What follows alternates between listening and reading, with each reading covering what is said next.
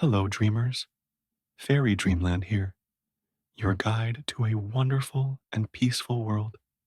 I know you are ready to let go and drift off into a peaceful, relaxing sleep with the help of this video. But before you do, don't forget to like and subscribe for more captivating stories that will take you to new realms. Oh, and I'd love to know, what time are you listening to this, and where are you from?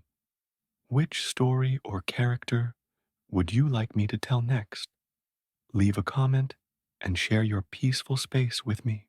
Story: Orion, the hunter beneath the stars. The sea was restless the day Orion was born, a churning, wild thing, waves clawing at the cliffs of a nameless Greek shore. His mother, Euryale, not the Gorgon, just a fisherman's daughter with eyes like the tide, had wandered too close to the water that night, drawn by a pull she couldn't name. Poseidon found her there, a god of salt and storm, his voice rumbling like thunder over the breakers. Their meeting was brief, fierce, and when he vanished back into the depths, he left her with a child, a boy, too big, too strong, too much for her fragile frame.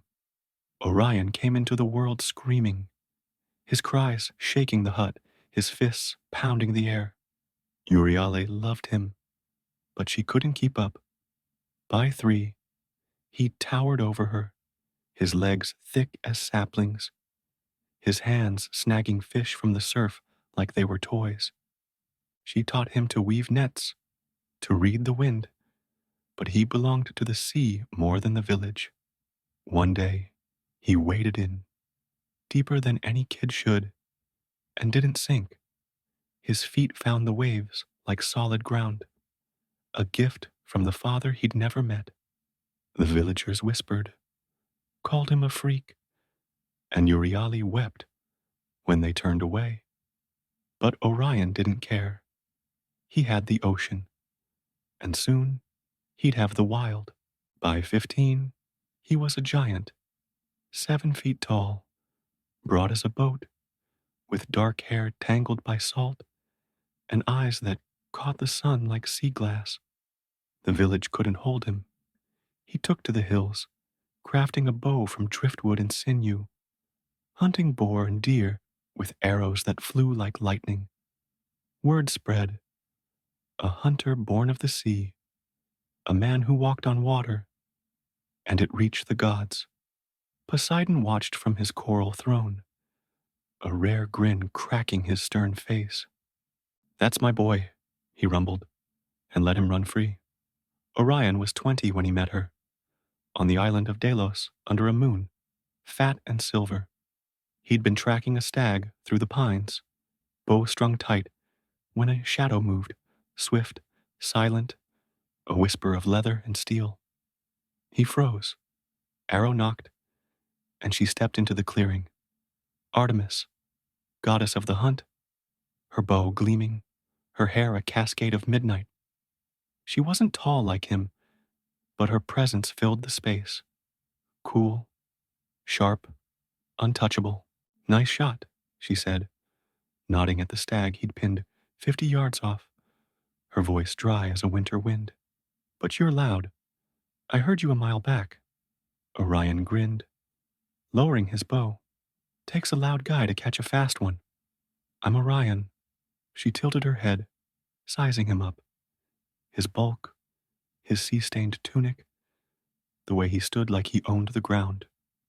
Artemis, she said. Simple, like it wasn't a name that echoed through temples. You hunt alone?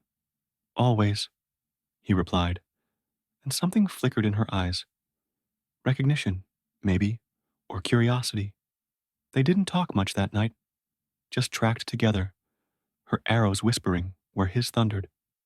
By dawn, the stag hung between them, a shared prize, and she smirked. Not bad, sea walker. Try keeping up next time. Next time came, and the one after that. They met on Delos, in Crete, across wild coasts. two hunters bound by moonlit trails, their laughter cutting the silence. Orion loved her strength, her quiet fire, the way she matched him step for step. She never said it, but he saw it. Her glances lingered, her shots synced with his. He'd never felt small until her, a giant humbled by a goddess who didn't need to prove anything. You're not like the others, he told her once, sprawled by a fire, stars winking above. She poked the flames, hiding a smile. Neither are you. Apollo noticed first, not the hunts, but the change. Artemis came back to Olympus with stories, her voice lighter, her eyes brighter. He watched from his sun chariot, golden and stern, his twin sister slipping away into something human, something frail. He's Poseidon's spawn, he muttered to himself, gripping his lyre till the strings whined. Half-blood. Beneath her, jealousy gnawed him, not just for her love, but her loyalty. She was his mirror, his shadow, and Orion was cracking that bond. He acted fast. Off Delos' coast, he loosed a monster, a scorpion the size of a ship, its shell black as night, claws snapping waves in half. It rampaged, flooding villages, and Apollo flew to Artemis, his face a mask of worry. It's unstoppable, he lied, pointing to the sea. Only your arrow can kill it. Shoot true, sister, from the cliffs, far out.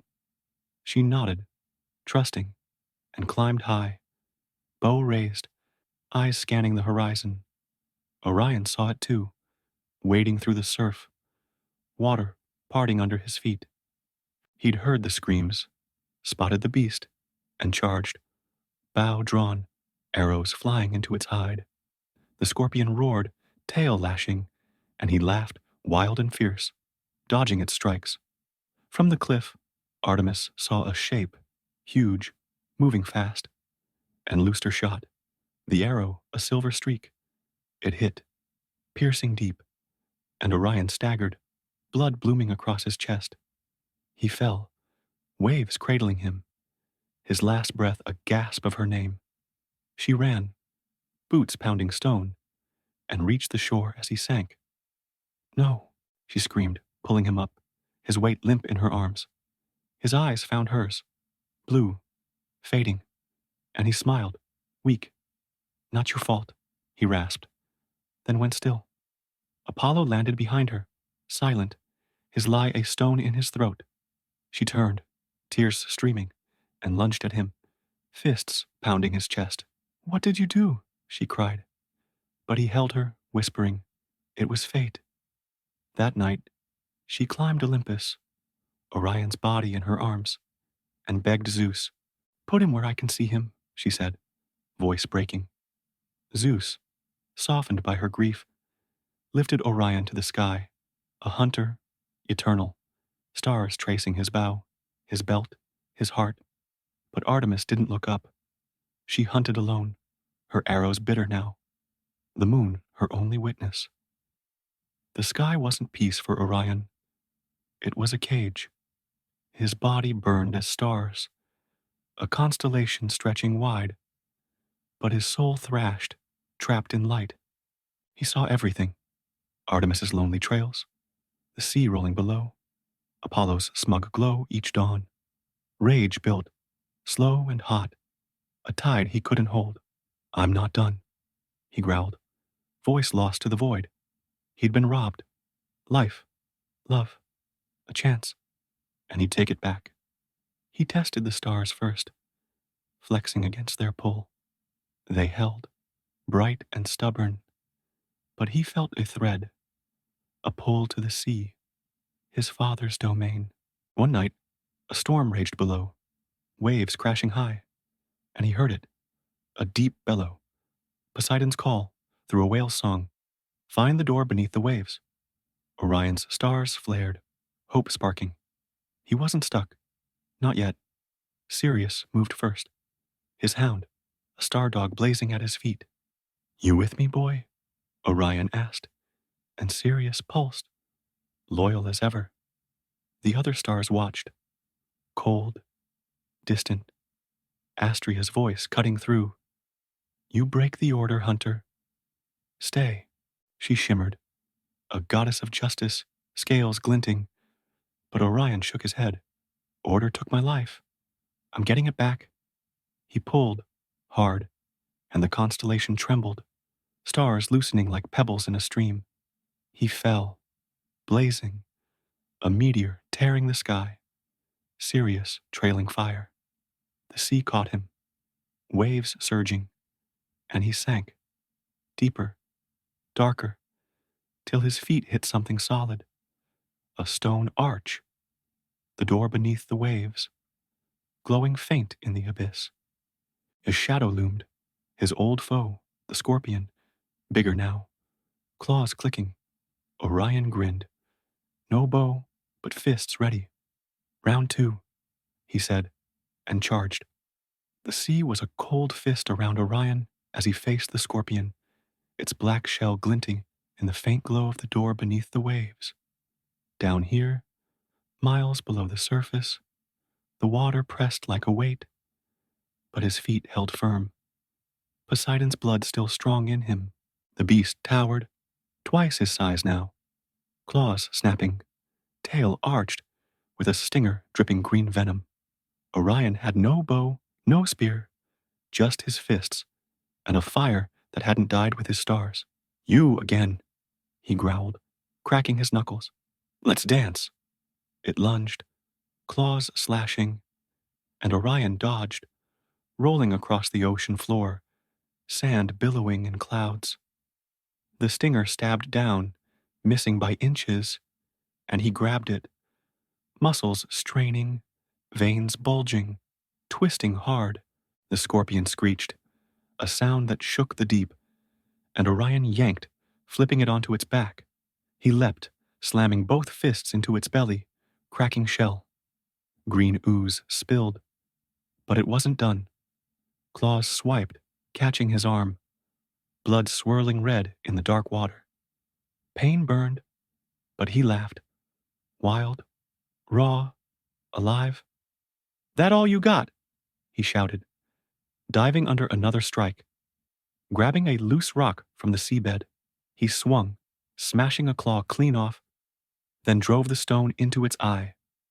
The beast thrashed, tail whipping, and Orion caught it again, pulling till something snapped.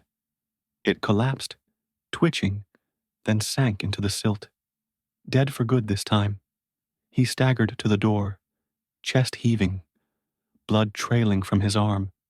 The arch pulsed, blue light spilling out, and he stepped through. No hesitation, no fear. The sea roared, then faded, and he hit solid ground. Wet sand, waves lapping his boots. Crete. He was back, flesh and bone, the stars gone from his skin, but their ache still in his chest. The sky above was dark, moonless, and he grinned, tasting salt and freedom. Miss me? He muttered, starting inland. Crete's hills welcomed him, rugged, wild, the kind of place he'd hunted with Artemis. His arm throbbed, but he ignored it, scavenging a fallen branch and a vine to rig a crude bow. Arrows came from sharpened sticks, rough but sharp enough. He wasn't the giant he'd been. Death and rebirth had shrunk him, made him mortal again, weaker, but he was still Orion, and he had a score to settle. Apollo's temple sat on Parnassus, a day's trek north by sea and land. Orion stole a fisherman's boat, rowing hard, the waves parting under his will. He hit the mainland at dusk, climbing cliffs and forests, till the temple loomed. White marble, gold trim, a shrine to the sun god's ego. Torches flickered, priests chanting, and Orion crouched in the shadows, bow ready. He didn't want blood, not yet, just truth. Apollo stepped out, golden and tall, lyre in hand, his glow lighting the night. Pathetic, Orion muttered, nocking an arrow. He aimed, breathed, and fired, not at the heart, but the shoulder. The shot hit true, gold blood spraying, and Apollo stumbled, lyre clattering. Priests screamed, scattering, and the god spun, eyes blazing. Who dares? He roared, then froze, seeing Orion, alive, scarred, furious. You, Apollo hissed, clutching his wound. Impossible. Orion stepped into the light, bow raised. Not for me. You took my life, golden boy. Tricked her into it. Time to own up. Apollo laughed, sharp and cold. You're a speck half-blood. She's mine. Always will be. You were a mistake. He raised a hand, sunlight flaring, and Orion dove as a beam scorched the ground where he'd stood. The fight was fast, Orion's arrows against Apollo's light, wood snapping under heat, stone cracking from blasts. He ducked, rolled, fired again.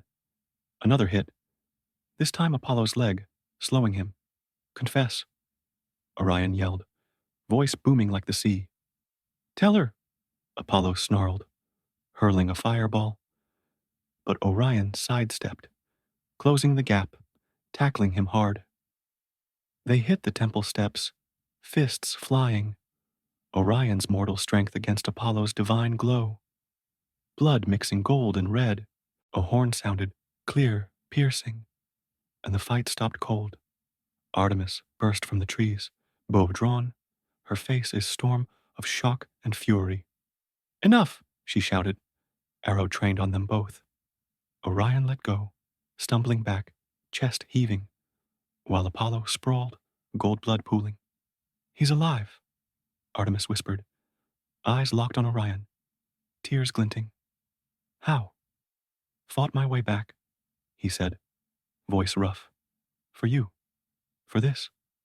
He jerked his head at Apollo, who coughed, glaring. He lied, Artemis. Set me up. Your shot. His game. She turned to her brother, bow steady. Is it true? Apollo sneered, wiping blood from his lip. He's beneath you. I protected you. Your purity, your place. Her arrow shifted, point at his throat. You stole him from me, she said, voice breaking. My choice, my hunt, gone because of you. Apollo's glow dimmed, shame creeping in, but he didn't speak. Orion stepped forward, hand out. I don't want him dead, just the truth. Let him live with it. Artemis lowered her bow, tears falling free. She crossed to Orion, touching his face. Real, warm, here. I thought I lost you, she whispered. He smiled, faint. Not yet. Apollo staggered up, limping away, his light flickering. You'll fade again, he spat, vanishing into the night. Artemis didn't follow, just held Orion, the temple quiet around them. The temple steps were cold under Orion's boots, the air heavy with the scent of Apollo's golden blood and the echo of Artemis's horn. She stood close, her hand still on his face, fingers tracing the lines of a man who'd been stars and back. Her eyes, silver, fierce, searched his, like she couldn't believe he was real. You shouldn't be here, she said, voice low, trembling. The sky took you. I put you there. Orion caught her wrist, gentle but firm, his calloused hand dwarfing hers. Sky couldn't hold me, he said, grinning despite the ache in his bones. Not while you're down here, hunting without me. She pulled back, stepping away, her bow clattering against the stone.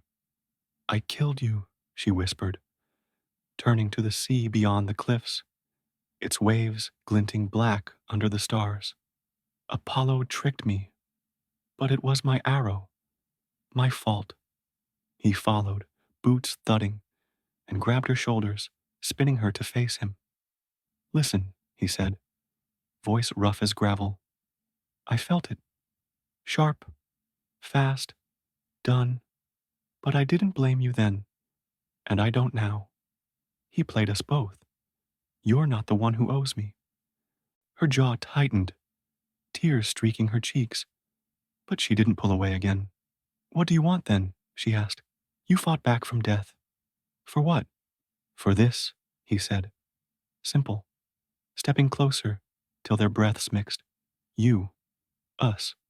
One more hunt, one more night. Whatever I can get before it's over. She stared, then laughed, a short, broken sound, and shoved him, light but real. You're impossible, she said, wiping her face. Come on, we're not done yet. They left the temple behind, slipping into Crete's wild hills, familiar ground, where pines bent under the wind and deer trails crisscrossed the dirt. Orion's bow was crude, his strength waning, but with Artemis at his side, he felt alive again. They tracked a boar, arrows flying in sync, his loud and hers silent, until it fell, a shared kill under a rising moon. By the fire that night, she leaned against him, her head on his shoulder, and he played with a strand of her hair, the quiet louder than words. Days blurred into weeks, hunting, laughing, stealing moments from a world that wouldn't let them keep it. Orion felt the change slow, a heaviness in his limbs, a flicker in his vision, like the stars were calling him back. He hid it at first, grinning through the pain, but Artemis saw. You're fading, she said one morning, crouched by a stream, her voice flat, but her hands clenched. He sat beside her, dipping his feet in the water, still walking it, but slower now.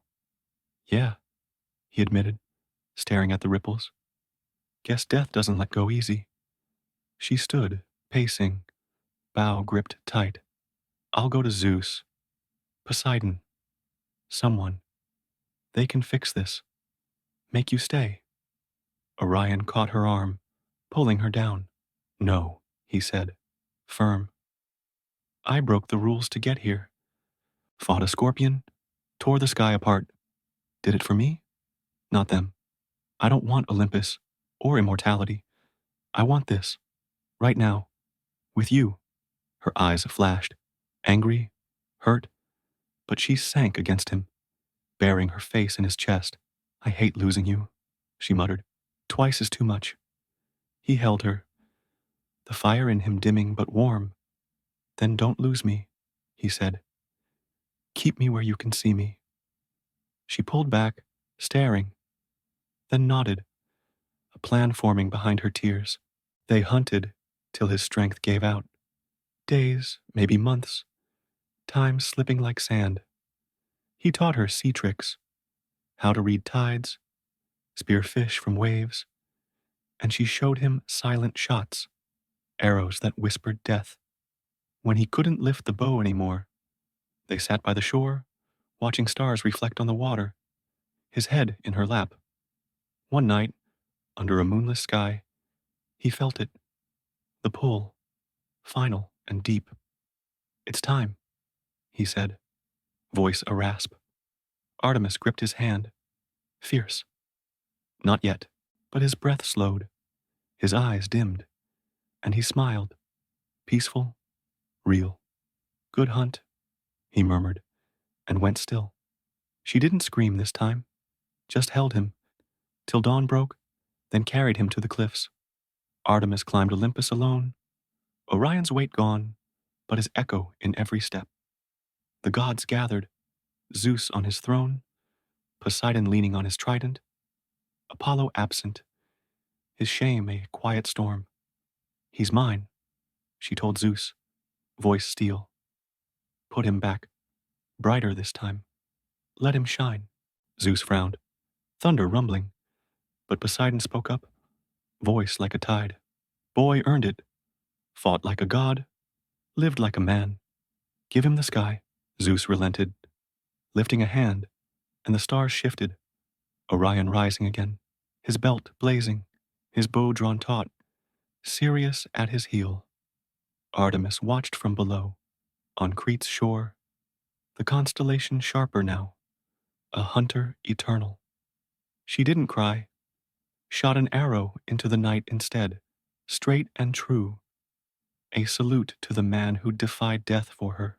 Years passed, and the tales grew. Orion, the sea walker, the lover, the rebel. Hunters prayed to his stars, sailors charted by his light. Artemis hunted alone, but never truly. Each night she looked up, and he was there, steady and bright. Apollo stayed silent, his trick a scar he couldn't erase.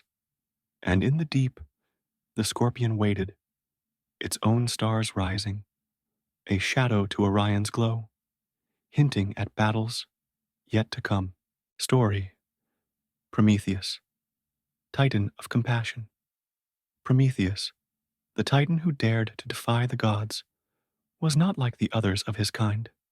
While the great and mighty Titans, children of Gaia and Uranus, ruled over the world with strength and arrogance, Prometheus stood apart, quietly observing the mortals below. He saw them as fragile beings, struggling to survive, to make sense of a world that was both beautiful and cruel. To him, they were a canvas yet to be painted, filled with untapped potential and yet bound by their weaknesses. Prometheus had always been different, even as a young Titan. Where the other Titans reveled in their power, he found no joy in the domination of the earth.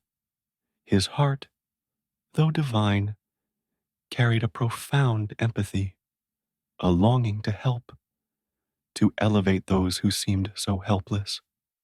While his brothers and sisters cared little for the mortal realm, Prometheus grew fascinated by them, spending countless hours gazing down upon them from the towering peaks of Mount Olympus. The world was a place of harsh winters and scorching summers, and humans, fragile as they were, shivered in the cold and toiled under the heat of the sun. They lived in caves, struggling to survive, without the tools or the means to protect themselves. Their existence was one of darkness and uncertainty. There was no fire to keep them warm, no means to cook their food or defend themselves. In their eyes, Prometheus saw the raw potential for greatness, but it was locked behind a veil of ignorance and fear. One evening, as he sat on a high hill, gazing down at the human settlements below, Prometheus had an epiphany. It was not just warmth they needed, it was hope. It was the spark of life that could change the course of their existence. They needed the fire, the very thing that separated the gods from the mortals. With fire, they could learn to build, to create, to defend themselves. It was a gift beyond anything they had ever known, and Prometheus knew that it was his calling to bring it to them. But fire, as the gods knew, was not meant for mortals. It was the sacred flame of Olympus, the essence of the divine, protected by Zeus himself. The gods, in their lofty domains, kept this powerful force to themselves, unwilling to share it with those beneath them. To them, the mortals were nothing more than playthings, fragile and insignificant in their eyes. Yet, Prometheus could not ignore the yearning in his heart. He saw the mortal realm not as a thing to be controlled, but as something that deserved a chance to flourish. The idea of them living in darkness, deprived of this life-giving power, seemed a grave injustice. Prometheus knew what he had to do. He could not bring fire to the mortals directly, not without the gods noticing. So he hatched a plan. He would sneak into the heart of Olympus, to the divine vault where the sacred fire was kept. It was said to be a flame of infinite power, the source of all light and heat in the world, and it was guarded by the gods themselves. No one had ever dared approach it, for the consequences were said to be unimaginable. Prometheus, however, was not deterred. With his cunning mind and a heart full of compassion, he devised a way to steal the fire without being caught. Under the cover of night, he made his way to the vault, his steps light and sure. The halls of Olympus were silent, the gods lost in their endless feasts and debates. Prometheus slipped past the sentries, unnoticed, until he reached the sacred flame. There it was, glowing in its golden urn, casting a warm, inviting light. Prometheus hesitated for only a moment, feeling the weight of what he was about to do. But the vision of the humans below, cold and struggling, filled his mind. He reached out, taking a branch from the olive tree nearby, and carefully dipped it into the eternal flame. The fire ignited in his hands, its light casting dancing shadows across the walls. With a deep breath, Prometheus cradled the fire gently in his arms, wrapping it in a cloth to conceal its glow. He turned and made his way back to the mortal realm, his heart pounding in his chest. The weight of the flame in his hands felt both like a blessing and a burden, but he knew he was doing the right thing. As he descended the mountain, he could already see the flickers of firelight in the distance, where the humans huddled in their dark caves. They had no idea that their world was about to change forever. Prometheus arrived at the first village just as the sun was setting, casting the sky in hues of orange and purple. The mortals gathered around a large, cold hearth, their faces drawn with weariness and fear. Without a word, Prometheus approached the center of the gathering, where a large stone had been set as a place for the fire. He lifted the bundle from his arms and set it down gently, revealing the sacred flame to the wide-eyed humans who had never seen such a thing. The fire flickered and crackled, sending sparks into the air. The mortals stared in awe, their faces lighting up with a mixture of wonder and disbelief. For the first time in their lives, they felt warmth, real warmth, that spread through their bodies, filling them with a sense of comfort and hope. The fire was alive, and it gave them something they had never known, a sense of security. Prometheus smiled softly, watching as the humans gathered around the flame. They marveled at its light, at the warmth it brought. They did not yet understand its true power, but they would. This simple gift, this spark of life, would change everything. And so, Prometheus left them, knowing that his mission was complete. The mortals had fire, and with it, the potential to change the world. As he turned to leave, he glanced back at the flickering light, knowing that the gods would never forgive him for what he had done. But in that moment, he did not care. He had given the mortals what they needed most, an opportunity to grow, to learn, and to live.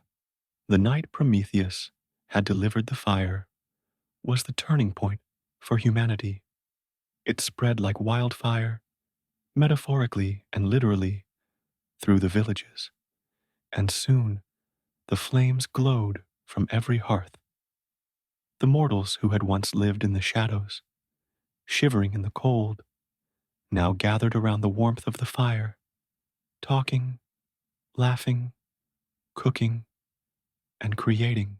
They marveled at the light it brought, and in their eyes Prometheus could see a spark of something more, something that had been dormant for so long.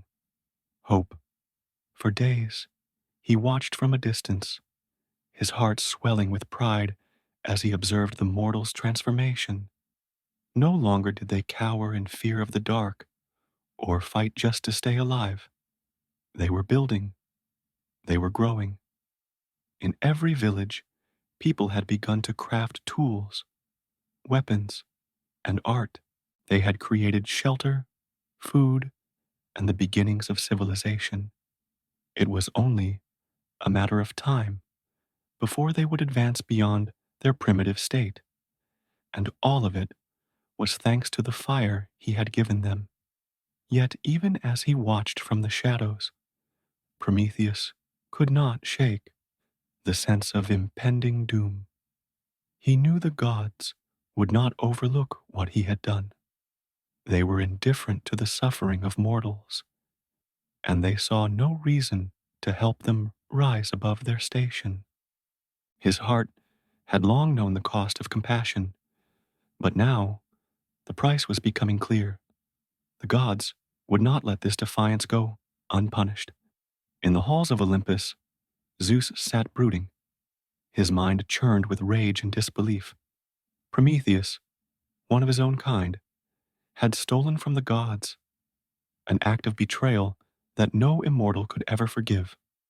But it was not just the theft that enraged him. It was the fact that Prometheus had dared to give the mortals something that the gods had always kept to themselves. The fire was the symbol of divine power, and now that power was in the hands of those beneath them. Mortals were never meant to have it. To allow them this gift was to defy the very natural order of the universe. Zeus turned to the other gods, his voice thunderous as he declared, Prometheus has gone too far. He has given fire to the mortals, the power that only we should wield. He has made them dangerous, and they will now think themselves equals to us. He must be punished. The gods murmured in agreement, their anger palpable. Hera, Athena, and Ares, along with the rest of the Olympians, stood by Zeus, ready to take action. They knew that they had to make an example of Prometheus. The consequences of his actions could not be allowed to stand unchallenged. His act of rebellion would not go unpunished, not by any means. And so, Zeus summoned Hephaestus, the god of the forge, known for his ability to craft powerful, unbreakable chains. Create a prison for Prometheus, Zeus commanded. He will be bound, and he will suffer for his defiance. His punishment will be as eternal as his sin. Hephaestus, though sympathetic to Prometheus, did not dare to disobey Zeus. He forged chains of adamantine, the hardest metal known to the gods, and crafted an unbreakable shackle to bind Prometheus. These chains, when placed upon the Titan, would strip him of all freedom, rendering him incapable of movement, and his punishment would be one of suffering without end. Zeus, with the help of the gods, captured Prometheus and bound him to the jagged cliffs of Mount Caucasus, a desolate mountain in the farthest reaches of the world. The place was so remote that no mortal would ever venture there. The gods intended for Prometheus to be forgotten by the world, condemned to an eternity of pain and isolation. Prometheus, chained to the cliffs, felt the cold bite of the chains around his wrists and ankles. But what was more painful than the physical restraint was the knowledge that his gift, the one thing that had sparked hope in the hearts of mortals, had also condemned him to this fate. His heart, though heavy, did not falter. He knew he had done the right thing. He had given the fire, and in doing so, He had given them the chance to become more than what they were. Days turned to weeks, and still the fire continued to burn in the villages. The mortals had taken the gift and built upon it, creating their own empires, advancing beyond anything the gods had ever imagined for them. But the gods would not let it last. They had begun to see the consequences of Prometheus's actions. The mortals, emboldened by their newfound power, had started to question the gods, to question the very order of the world. The gods were no longer revered as the omnipotent rulers they once were. Zeus, furious with this turn of events, could not let it continue. He turned his wrath towards the mortals, seeking a way to punish them for the defiance that Prometheus had instilled in them. His anger would know no bounds. He would make sure that humanity would remember the cost of the fire. Meanwhile, Prometheus, chained to the rocks, could hear the cries of the mortals in the distance. He could feel their pain, their struggle, but he knew they were stronger now. His sacrifice had not been in vain. As the days wore on, he realized that his torment was the price he would pay for their salvation.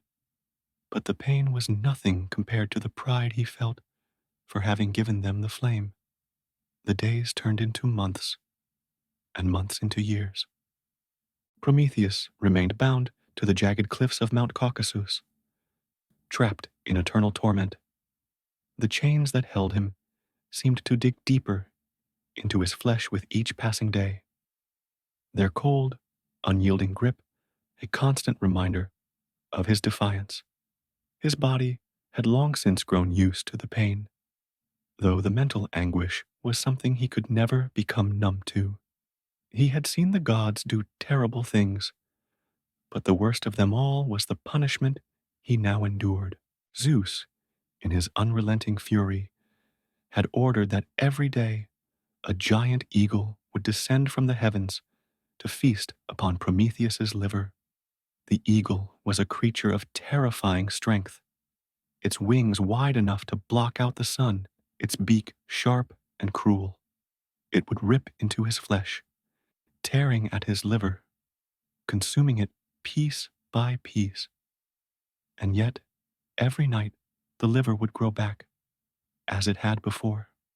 So, each new day brought with it fresh agony, and the cycle repeated itself. But Prometheus, though suffering, never once cried out in pain. He had made his choice. The fire had been given, and in his heart he knew it was worth the suffering. He had sparked something in humanity that could not be extinguished. Hope, the chance to grow, to evolve, to stand tall beside the gods. Still, Prometheus could not avoid the loneliness that plagued him. His sisters, the other Titans, had long since faded from his life, consumed by their own battles and fates. His brothers were bound by their own chains or gone into obscurity, and there he stood alone. Even the mortals, who had once looked up to him as their savior, had no way of reaching him. His only companions were the relentless pain and the cruel eagle.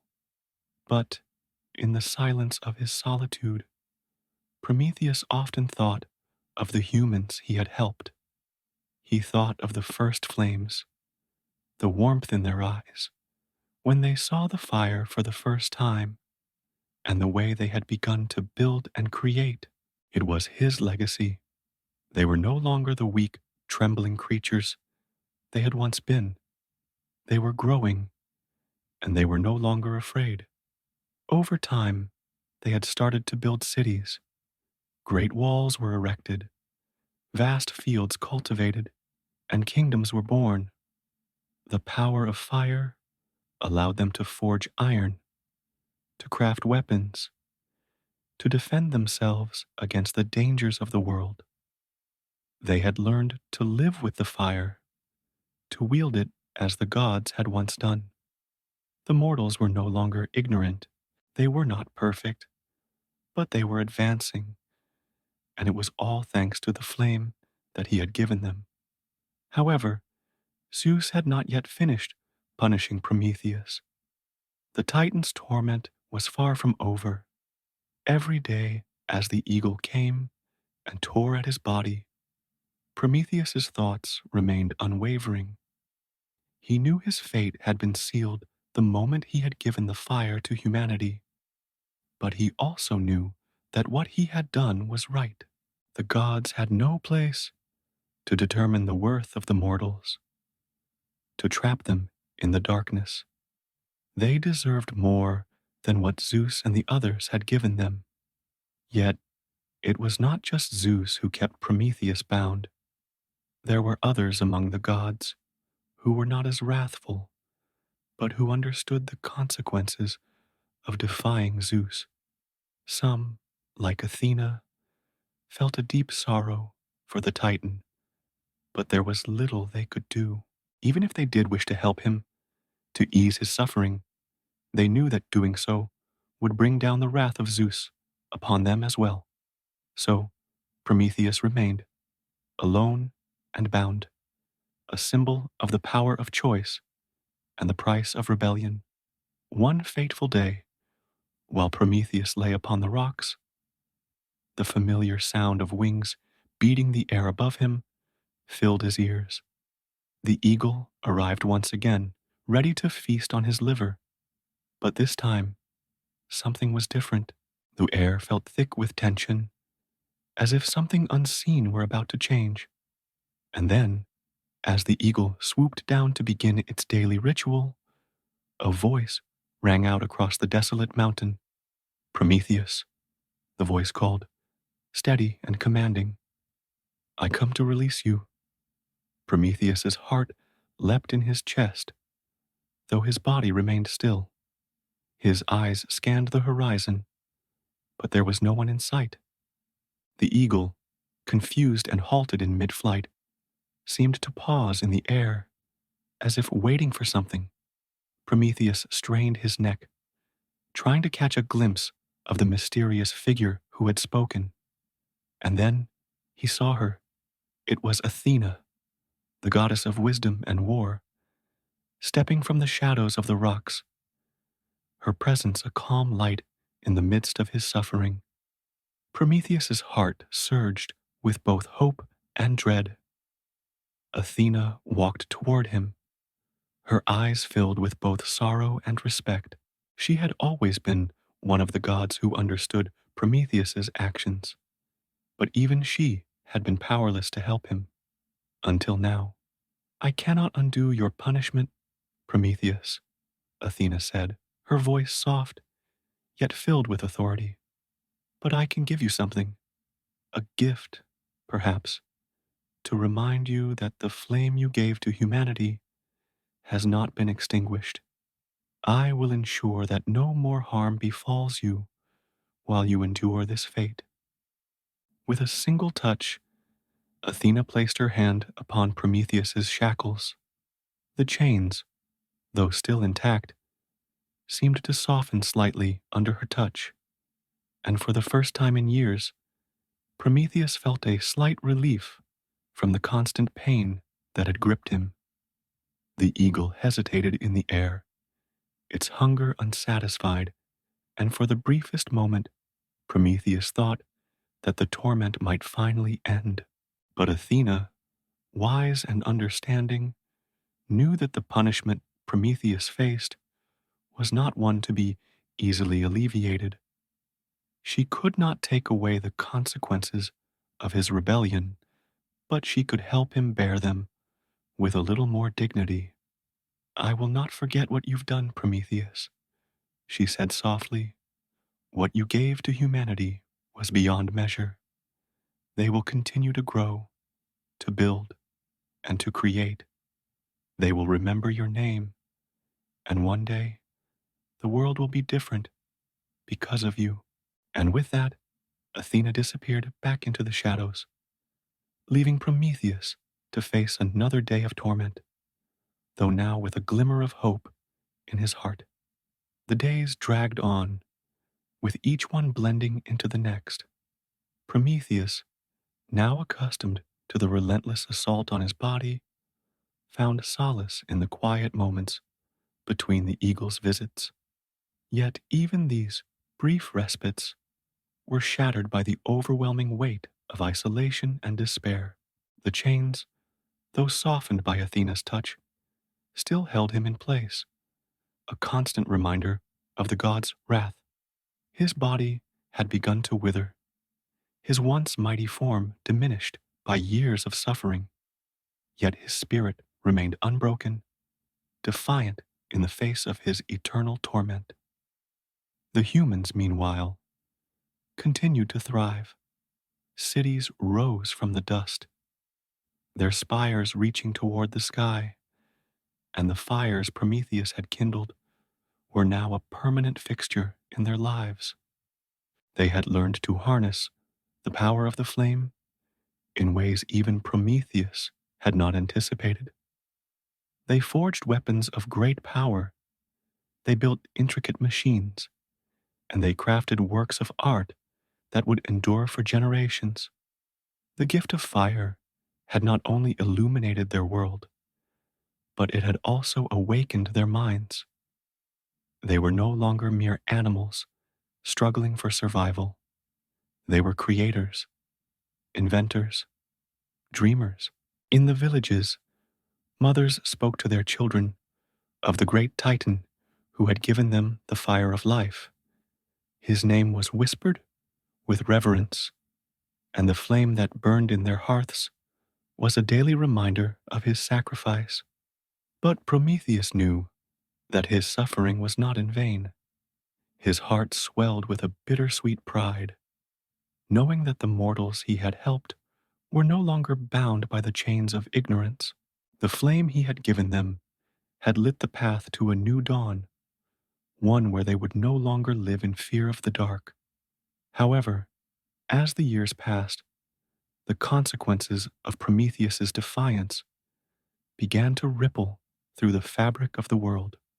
Zeus, in his insatiable thirst for control, watched the progress of mankind with growing fear and anger. The humans were no longer the subservient beings he had once believed them to be. They were growing stronger, more independent, and more willing to challenge the gods. This was a danger that could not be allowed to persist. Zeus knew that the mortals' newfound strength would eventually lead them to rebel against the divine order. The very fire that Prometheus had given them was now a symbol of their rebellion, a reminder that they were no longer bound by the will of the gods. Zeus's fury grew with each passing day as he watched the world shift beneath his feet. The mortals were no longer content to cower in the shadows. They were stepping into the light. In a moment of clarity, Zeus decided that if he could not destroy the flame, he would take away the very thing that had made humanity worthy of it. He would turn the mortals' greatest asset into their most devastating flaw. And so, Zeus devised a plan that would forever change the course of mankind's destiny. He summoned the goddess of love, Aphrodite, and the goddess of beauty, Pandora, to Olympus. "I have a task for you," Zeus commanded. "I will create a gift for mankind, one that will not only bring them to their knees, but will also serve as a reminder that their power is fleeting and fragile. This gift will be a curse in disguise." Zeus instructed Aphrodite and Pandora to create the most beautiful woman the world had ever seen. She would be a being of incomparable beauty, so radiant that even the gods would envy her.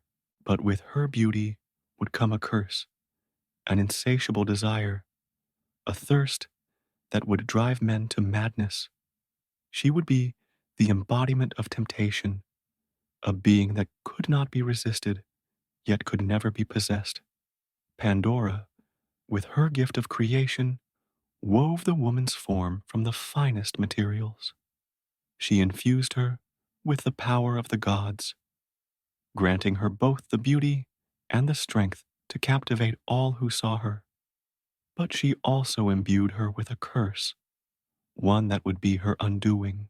Pandora's gift to the world was not just a woman, but a box, an object that contained all the evils of the world. Zeus smiled darkly as Pandora placed the box at the feet of the woman, a token of her power. The woman, named Pandora, was sent into the mortal world, carrying with her the box that would bring destruction to humanity. It was a gift that would lure the mortals in, offering them the temptation of knowledge and power, but at a great cost. Pandora was sent to the mortal realm, where she soon became the object of desire for men far and wide. Her beauty was unrivaled, and the temptation to possess her was a maddening force. Yet, there was more to her than mere physical allure. The box she carried was a symbol of the gods' wrath, a trap that would ensnare the hearts of men. Prometheus, from his prison on Mount Caucasus, sensed the change. He had heard whispers in the wind of the woman who had entered the mortal world, and he could feel the storm that was brewing. He had given them fire, but now the gods were giving them something far more dangerous, hope mixed with despair. Pandora, with her beauty and her cursed box, would serve as the undoing of everything Prometheus had fought for. It was only a matter of time before Pandora's box would be opened. The world was forever changed the moment Pandora stepped into the mortal realm. With her striking beauty, her presence was like a spark that ignited the hearts of men, drawing them to her like moths to a flame. Every eye turned toward her, and in her wake, desires bloomed. The men of the villages, towns, and cities found themselves helpless before her allure. But it was not just her physical beauty that captivated them. There was something more, something dangerous about her, something they could not quite place. Pandora, though a divine creation, was unaware of the full extent of the curse she carried. She was told to never open the box, for within it lay the evils of the world. She was warned that its contents would bring ruin, but in her innocence, she could not understand the weight of this instruction. The box, though sealed, was a constant reminder of the temptation that lay just beyond her reach. It was a gift given to her by the gods, and yet it was one that she could not fully comprehend. As she traveled through the lands, Pandora was not only pursued by the lustful eyes of men, but was also treated with reverence and awe. People worshipped her as a goddess, convinced that her beauty was a sign of divine favor. Yet, the more she traveled, the heavier the box became, weighing on her soul. She could feel its presence pressing upon her, like a shadow that followed her wherever she went. Prometheus, even in his eternal torment, could sense the shifting tides in the mortal world. His heart, already burdened with the knowledge of the fire's consequences, now grew heavy with dread. He understood what Pandora's box was, what it meant for the mortals, and what it meant for the world he had given everything to change.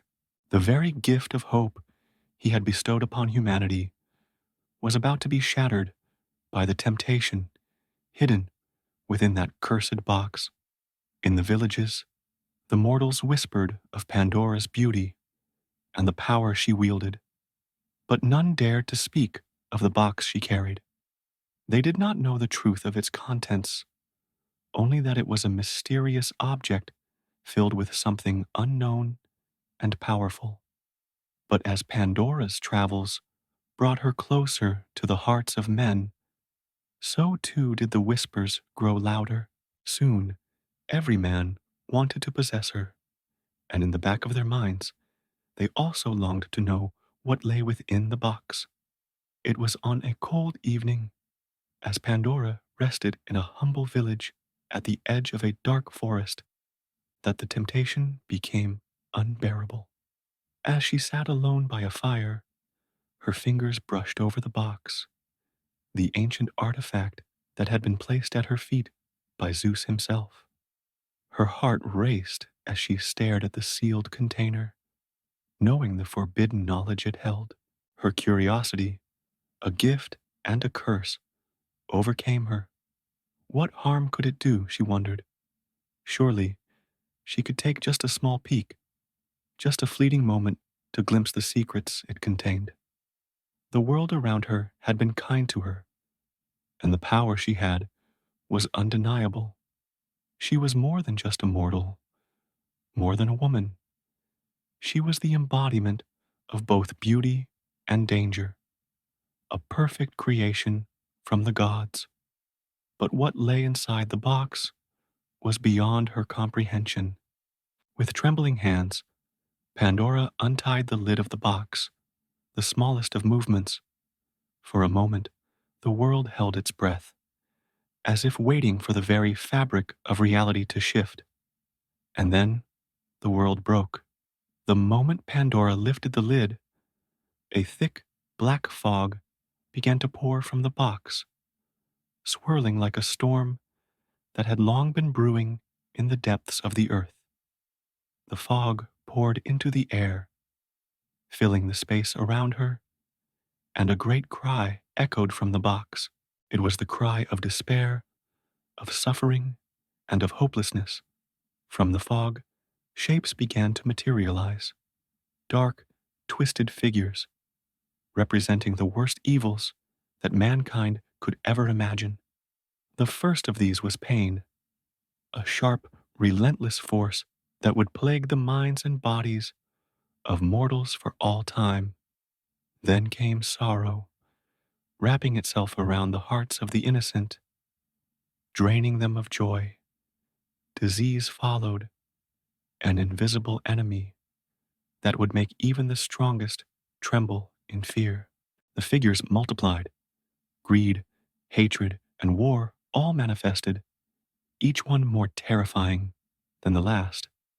The evils spilled out, flooding the world and seeping into every corner of human existence. Pandora screamed, horrified by the forces she had unleashed. She had opened the box, and now the world would never be the same. She tried desperately to close it, but it was too late. The evils had escaped, and they spread across the earth like wildfire. And yet, amidst the darkness, one small light remained. Hope, the last thing that lingered at the very bottom of the box, floated up, a fragile, glowing presence in the vast sea of despair. It was small, nearly imperceptible, but it was there, fighting against the overwhelming darkness. Pandora, realizing the full extent of what she had done, collapsed to her knees. The world around her was forever changed, and all she could do was watch in horror as the consequences of her actions unfolded before her. The mortals, who had once lived in peace and innocence, were now trapped in a cycle of suffering and despair. But within that suffering, the faintest glimmer of hope remained. Prometheus, from his distant prison, could feel the weight of Pandora's mistake as though it were his own. The gift he had given the mortals had been a blessing, but it had now become their greatest curse. And yet, he knew that this was not the end. As long as hope remained, there was still a chance for the mortals to rise above the darkness. Perhaps it was the gift of fire he had given them that would keep them fighting, that would keep hope alive in the face of the terrible evils they now faced. The world was irrevocably altered. The once bright and promising future that had been kindled by Prometheus's gift of fire now seemed distant, consumed by the darkness Pandora had unleashed. Humanity, which had once shown such promise, was now bound by the very evils that poured forth from the box: pain, suffering, greed, and hatred. These forces ravaged their minds, their spirits, and their societies. Yet, amidst the chaos, the faintest flicker of hope remained, a fragile light that refused to be snuffed out completely. Prometheus, chained to the cliffs of Mount Caucasus, endured his eternal torment. But now there was a new layer of pain that gnawed at him. It wasn't just the eagle that tore at his flesh. It was the knowledge that the world he had fought so hard to illuminate had fallen into shadow. Humanity was no longer a beacon of potential. The fire that had once illuminated their paths had become an instrument of their destruction. Yet, Prometheus could still sense something in the air, a subtle shift. He felt the ember of hope still burning in the hearts of some mortals, hidden beneath the weight of their suffering. He realized that the mortals, though burdened by the evils Pandora had unleashed, had not given up. The flame of hope remained, however small, and it was this flicker that kept them fighting. The first of the mortals who would rise above the darkness were those who had once been content to live in the shadows of the gods. These were the ones who had been given the fire by Prometheus and who had used it to forge their civilizations. They had not forgotten the Titan who had given them the gift.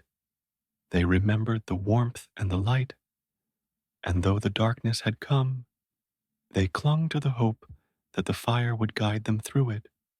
One such mortal, a king named Eris, ruled over a small but growing kingdom on the edge of the known world. His people, though devastated by the evils Pandora had unleashed, were beginning to rebuild. Eris had never forgotten the gift of fire, and he had used it to lead his people through their darkest days. The fire had not only provided warmth and sustenance, but had also given them the strength to endure, to fight, and to create. Eris was a man of great wisdom, but he was not immune to the suffering that plagued his people.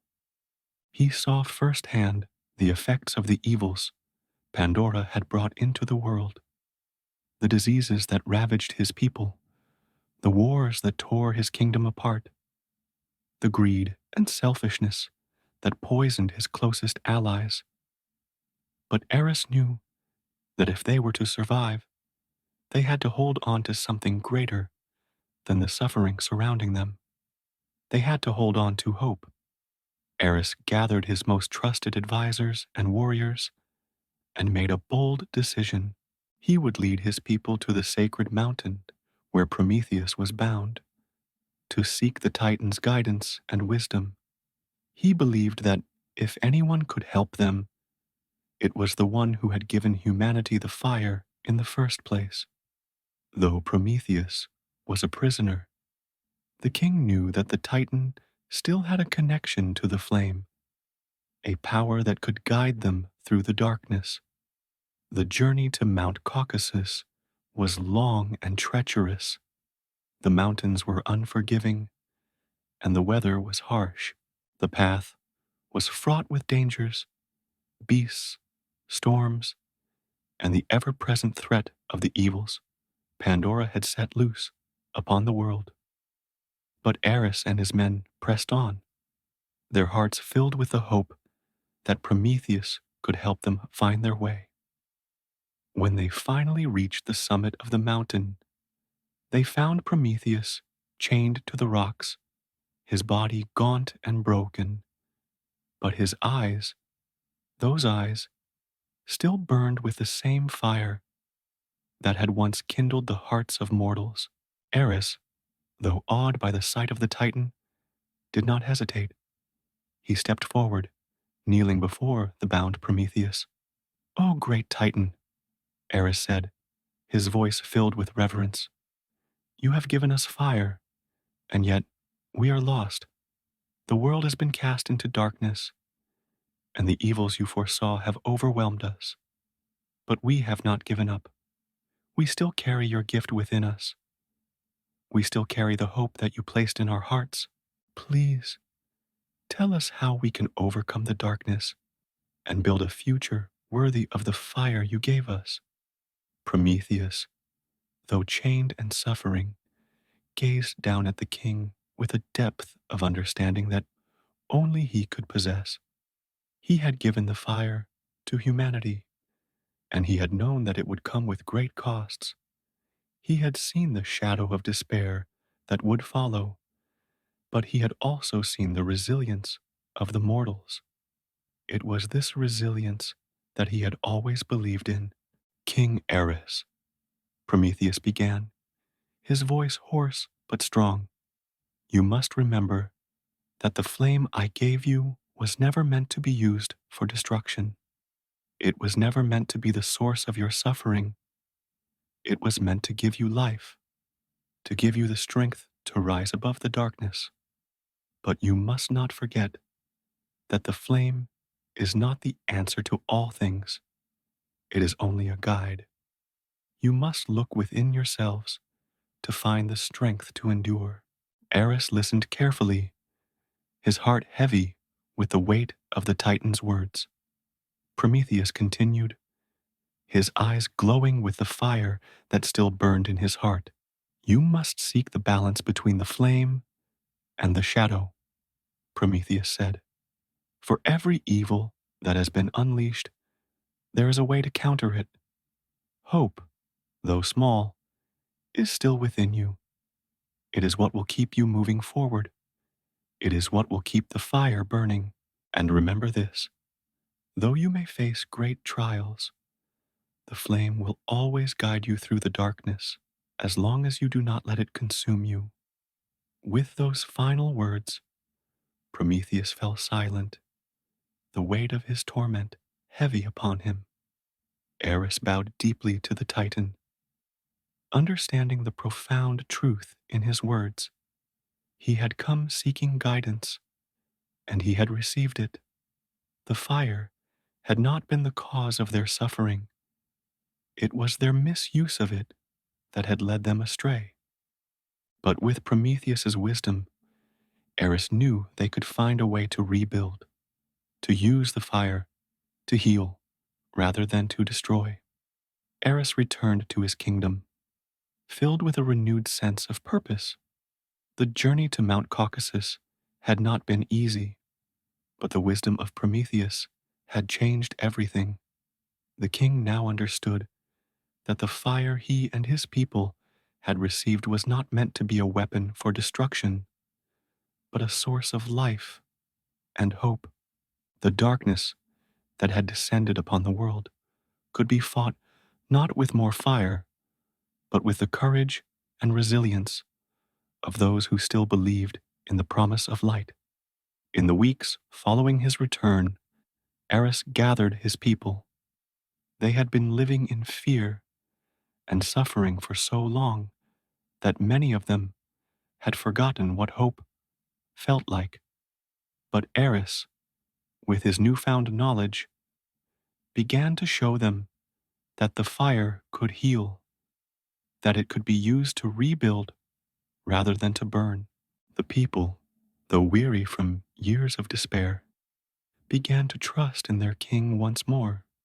They gathered around the hearths, the flames casting long shadows on their faces as they listened to Eris's vision for a new future. "The fire is not just for warmth," Eris said, standing before his people. "It is a symbol of our strength.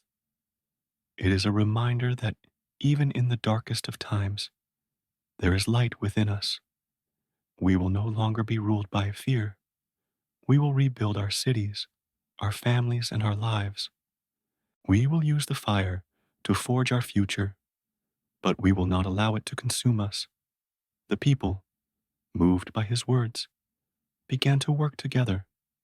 They rebuilt their homes, their markets, and their temples. They started planting crops again, using the fire to cook and to warm their land. They created tools and weapons, not for war, but for peace and protection. Slowly, the kingdom began to heal.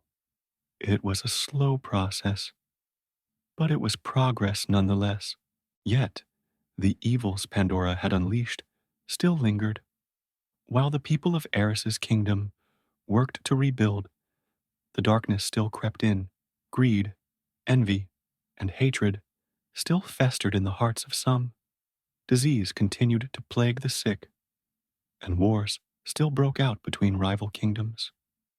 Despite the flame's power to heal, it was not enough to erase the scars of Pandora's curse. The struggle for survival remained, and there were times when it seemed as if the forces of darkness would overwhelm them once more. But Eris refused to give up. He knew that the fire, though a symbol of hope, needed to be tended to carefully. It needed to be protected, and it needed to be shared. He called upon his people to join him in a new way of life, one that centered around compassion, unity, and selflessness. The flame of hope, he knew, could only thrive if it was nurtured by the collective will of the people. Together, they could overcome the shadows that still clung to the world. And so, the fire was used to warm not only their homes, but also their hearts. The people began to understand that the fire they had received from Prometheus was not just a physical thing, it was a symbol of the inner light that resided in each of them. It was the spark of creation, the driving force behind their dreams and ambitions. The more they nurtured the fire, the brighter it became, and the more they shared it with one another, the more powerful it grew. It wasn't long before news of Eris's kingdom spread to other lands. The story of the king who had sought the wisdom of Prometheus and used the fire to rebuild his kingdom became a tale of inspiration for others. Slowly but surely, more and more kingdoms and villages began to follow Eris's example. The flame of hope, once a gift stolen from the gods, was now a beacon for all of humanity. Though the curse of Pandora's box had unleashed many evils, it was the fire that would guide them through the darkness. But even as Eris's kingdom flourished, Prometheus remained bound on Mount Caucasus, his suffering unrelenting. Yet, for the first time in years, he felt a sense of peace.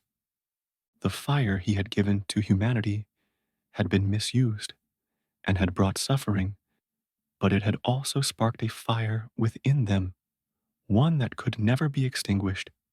Even in the face of overwhelming darkness, humanity had found a way to rise above it, to use the flame not to destroy, but to heal and to grow.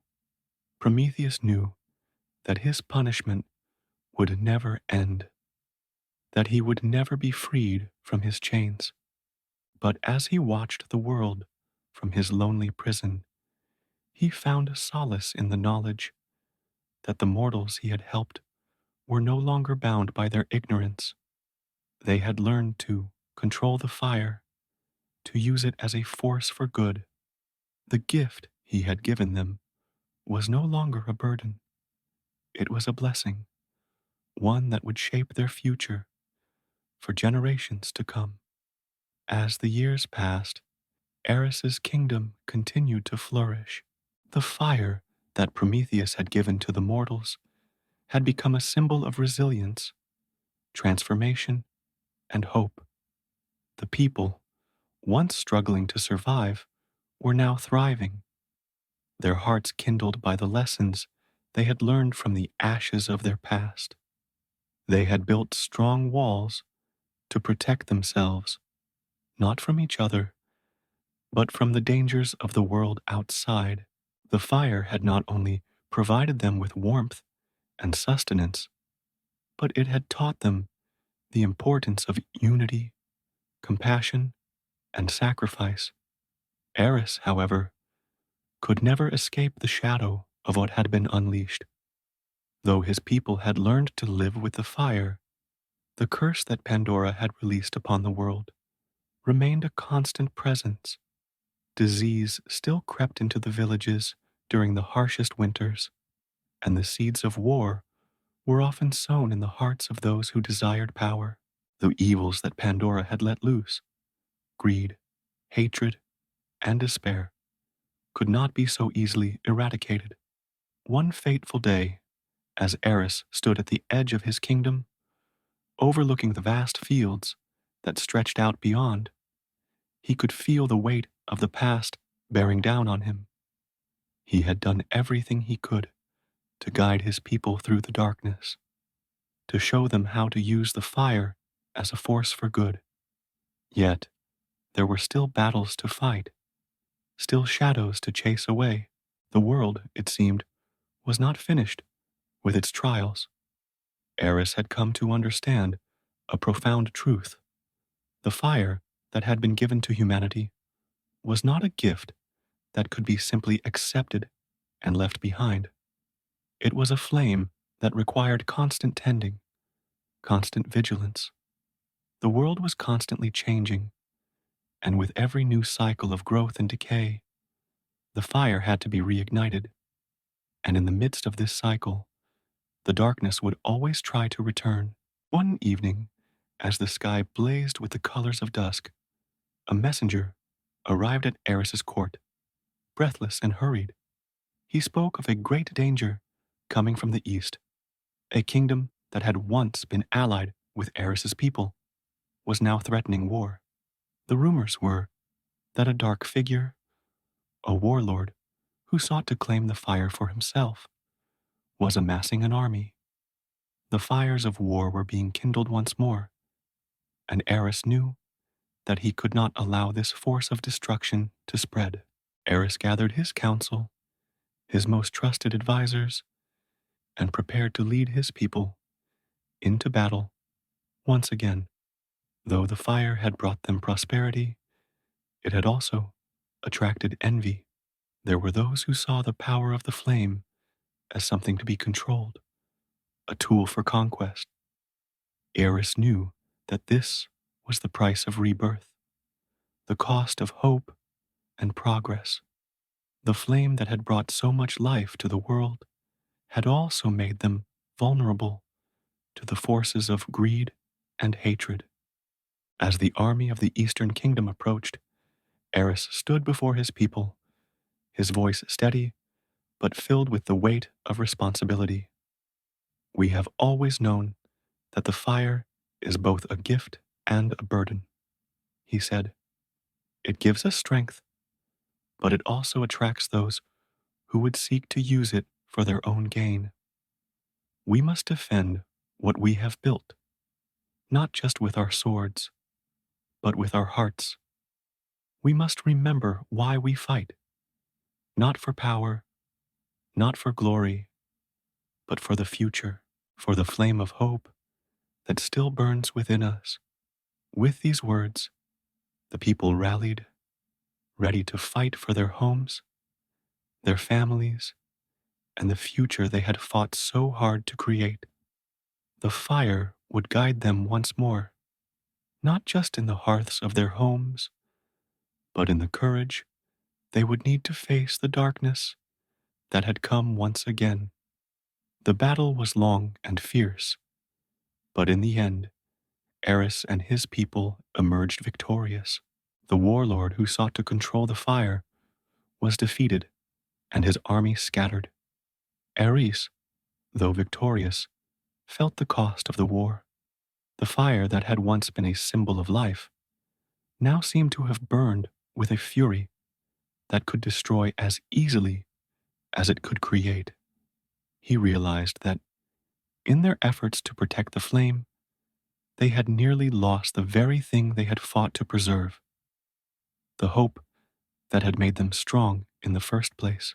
As the kingdom began to heal once more, Eris stood alone on the edge of his land, gazing out at the horizon.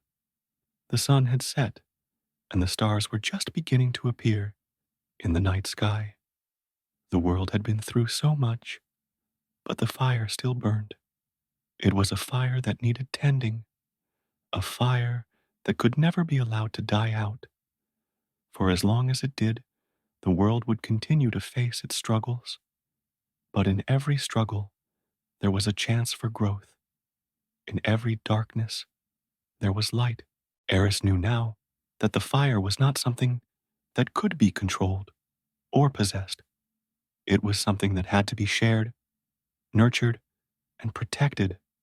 It was a symbol of what humanity could be, but also a reminder of the price of progress. The flame was both a gift and a responsibility, and it was up to those who held it to ensure it was used wisely. Prometheus, still bound to his mountain, could feel the shift in the air. His people, the mortals he had helped, were learning. They had found their way through the darkness. Though it had not been easy, he knew that their journey was far from over. The fire he had given them would continue to burn, and with it, they would continue to rise and fall. But as long as the flame burned, there would always be hope. The years following the battle with the warlord were marked by a time of uneasy peace.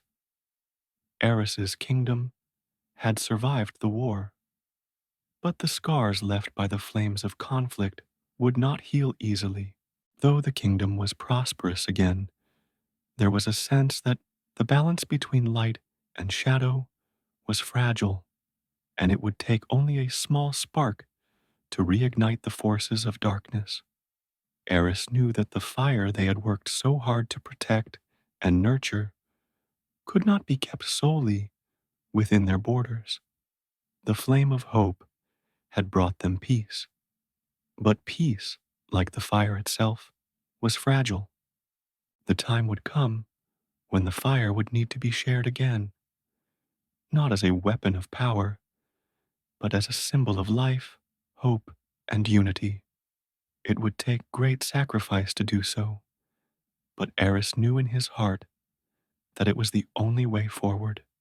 One day, as he walked through the bustling streets of his kingdom, Eris's mind wandered back to the words Prometheus had spoken to him so many years ago. You must seek the balance between the flame and the shadow.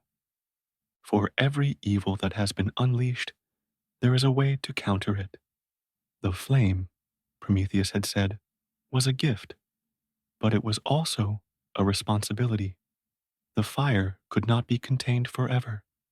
If humanity were to reach its full potential, if the world were to be rebuilt, the flame would need to be shared. But sharing it, Eris knew, would come at a cost. He had been to Mount Caucasus, where Prometheus was chained, and had heard the Titan's wisdom, but the price of that wisdom had always been apparent. The fire had not only brought light to the mortals, but had also led them into darkness.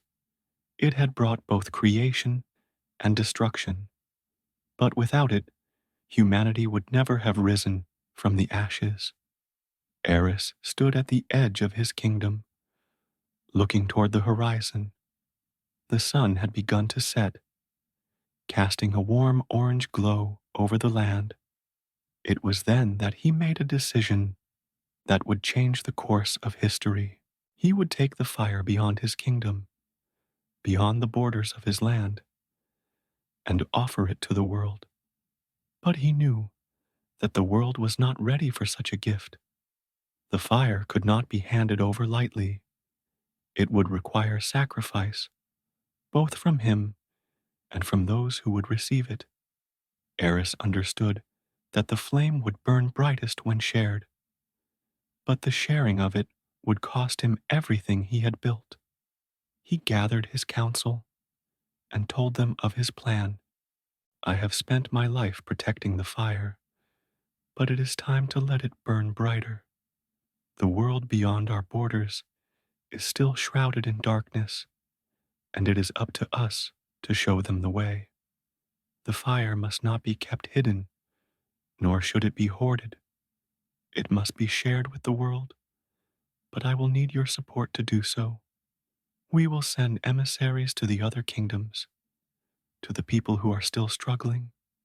We will offer them the flame, not as a weapon, but as a gift of hope. But in doing so, we must be ready to face whatever darkness comes our way. His council listened intently, some with doubt in their eyes, others with conviction. They knew the risks, but they also understood the significance of what Eris was proposing. The fire had already changed their world. It had made them stronger, more resilient. But the world beyond had not yet felt its warmth, and as long as the shadows lingered, they would never know the peace that the fire could bring. As the decision was made, Eris felt a deep sense of resolve. He knew the journey ahead would be difficult, and the consequences of sharing the fire were unknown. But in his heart, he knew that this was the right path. The world could never truly heal unless it embraced the light. And to do that, humanity would need to learn to live with the fire, to respect it, and to protect it. Eris's plan was set into motion. His emissaries traveled to distant lands, bringing with them the flame that had once been given to humanity by Prometheus. They spread the word of the fire's power, of the hope it had brought to Eris's kingdom, and of the possibilities it offered. Slowly but surely, the flame began to spread. Villages and towns, once shrouded in darkness, began to light their hearths, and as they did, the world began to change. But as the fire spread, so did the forces of darkness. The curse Pandora had released continued to take root in many places. Greed, hatred, and fear began to fester in the hearts of those who were not ready for the gift. As the flame of hope grew brighter, so too did the shadows that sought to snuff it out. And with this spreading darkness came the inevitable price: sacrifice. Eris wasn't blind to the cost. He knew that sharing the fire would not be easy, and there would be those who would try to claim it for their own selfish purposes. As the emissaries returned, word came that other kingdoms were beginning to fight over the fire, seeking to control it for power. Some had fallen to greed and wanted to use it as a weapon. Others sought to destroy it, fearing what it could do if misused. Eris's heart ached as he saw the flames of war rising once more, this time fueled by the very thing he had hoped would bring peace. But he did not turn away. He had made his choice. The fire had been shared, and now it was up to the people of the world to learn how to wield it wisely. The world was in turmoil. The fire that had once been a symbol of hope, a guiding light through the darkness, had become the object of strife and division. Kingdoms clashed, and the very flame that Prometheus had given to humanity was now both their salvation and their undoing. As the fire spread across the world, so too did the forces of darkness: greed, hatred, and the lust for power. The shadow of Pandora's curse loomed over the lands, threatening to smother the very flame it had ignited. Eris watched from his palace as his kingdom, once united and prosperous, was now divided. The fire had reached other lands, but the cost of sharing it was clear. Some kingdoms used the flame for good, for creation, and for peace, but many others sought to control it, to bend it to their will. Some even sought to destroy it, fearing its power. The balance he had worked so hard to create was slipping through his fingers. The darkness had returned, not because of the fire, but because of how it was used. The mortals had learned the power of creation, but they had also learned the power of destruction. One evening, as the sun dipped below the horizon, casting long shadows over the land, Eris stood alone in the royal garden. His heart was heavy with the burden of his choices. The flame he had shared had not brought the peace he had hoped for. Instead, it had brought war, suffering, and division. His kingdom was no longer the bright beacon of hope it once was. The shadows had crept in, and the fire that should have healed had now become a catalyst for destruction. But in the quiet of the garden, as the last rays of the sun faded into night, Eris remembered something Prometheus had told him long ago. Hope is not a gift that can be given. It is something that must be carried within. Eris understood now. The fire itself was not the problem. It was the hearts of those who wielded it. The flame was only a symbol, a tool, a reminder of what could be achieved. The true strength lay not in the fire, but in the choices the mortals made. It was up to them to decide how they would use it and what kind of world they would create with it. In that moment, Eris made a choice. He would not turn away from the flame. He would not let the darkness extinguish it, but he would also not allow the fire to be controlled, hoarded, or used for evil. The flame would remain a symbol, a guiding light, but it would no longer be the source of power for those who sought to dominate or destroy. It was time for humanity to take responsibility for the fire within them, to understand that the true power lay in their choices, not in the flame itself. Eris called for a council to be gathered. He addressed his people one final time, his voice steady but filled with the weight of a lifetime of struggle. The fire was never meant to be a weapon, he said. It was never meant to control, to destroy, or to divide. It was meant to guide us, to remind us of the potential we carry within ourselves. We have used it for both creation and destruction. But now, it is time for us to choose how we will use it. We must not let the flame consume us, nor can we allow the darkness to snuff it out. The flame will burn, but it will be our hearts that keep it alive. With these words, Eris made a decision to take the flame out of the hands of rulers and warlords, and to place it in the hearts of the people. No longer would it be something to fight over, but something to be shared equally by all. He ordered that the flame be extinguished in the great hearths of the palaces, and that it be rekindled in the homes and hearts of the people. The flame would remain a symbol of hope, a beacon for those who chose to fight for the future, not with weapons, but with their hearts. As the fire was returned to the hearts of the people, Eris felt a peace settle within him.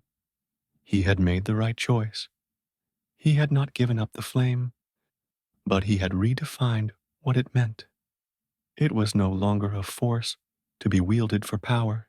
It was a force to be nurtured, to be carried by those who would protect it, and to be shared with those who were ready to carry its light into the world. And so, the flame continued to burn. Prometheus, still chained upon Mount Caucasus, watched the world below. His punishment was eternal. But as he looked upon the world he had helped shape, he too found a measure of peace. The fire had spread, and it had been both a blessing and a curse.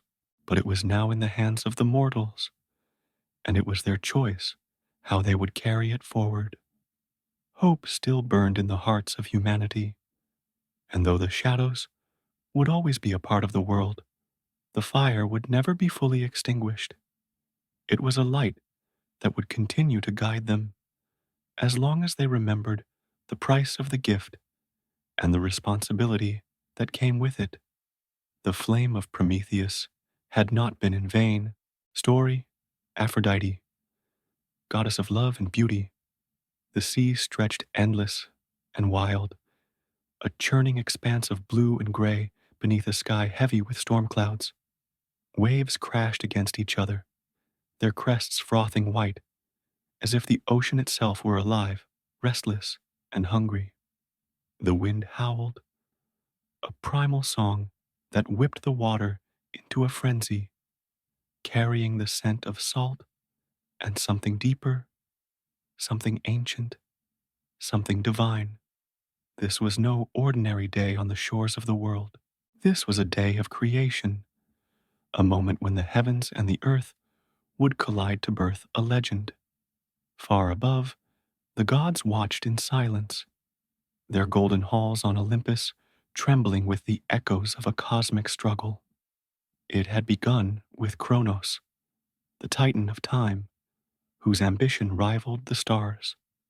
With a sickle forged from shadow, he'd struck down Uranus, the sky god, severing him from his dominion. Blood rained from the wound, dark and shimmering, plummeting into the sea below.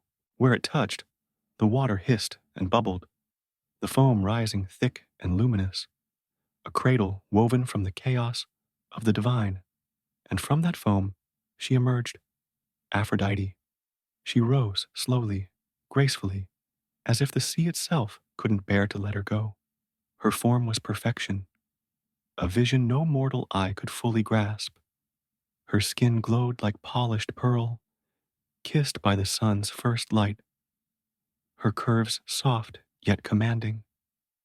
Golden hair cascaded over her shoulders, spilling down her back in waves that shimmered with every hue of the dawn, amber, rose, and honey entwined.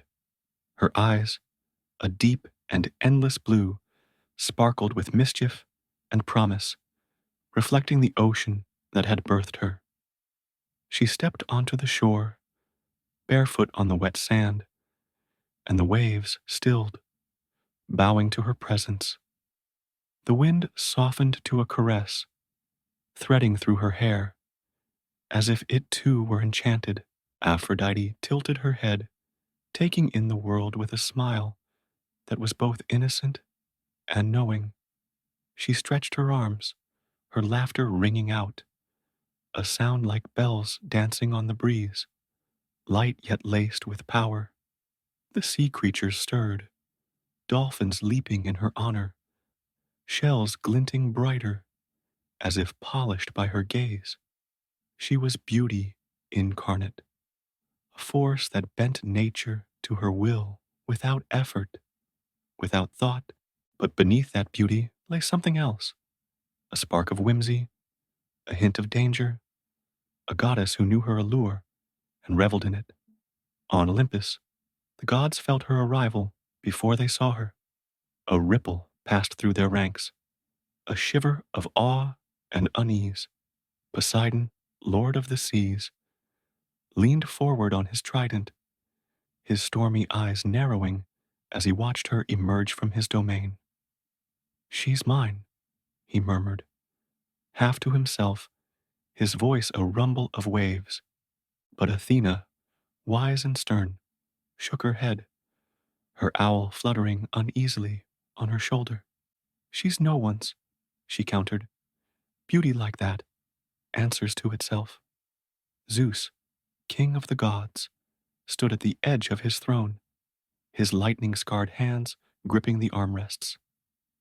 He'd seen many wonders, storms he'd conjured, mountains he'd raised. But this was different.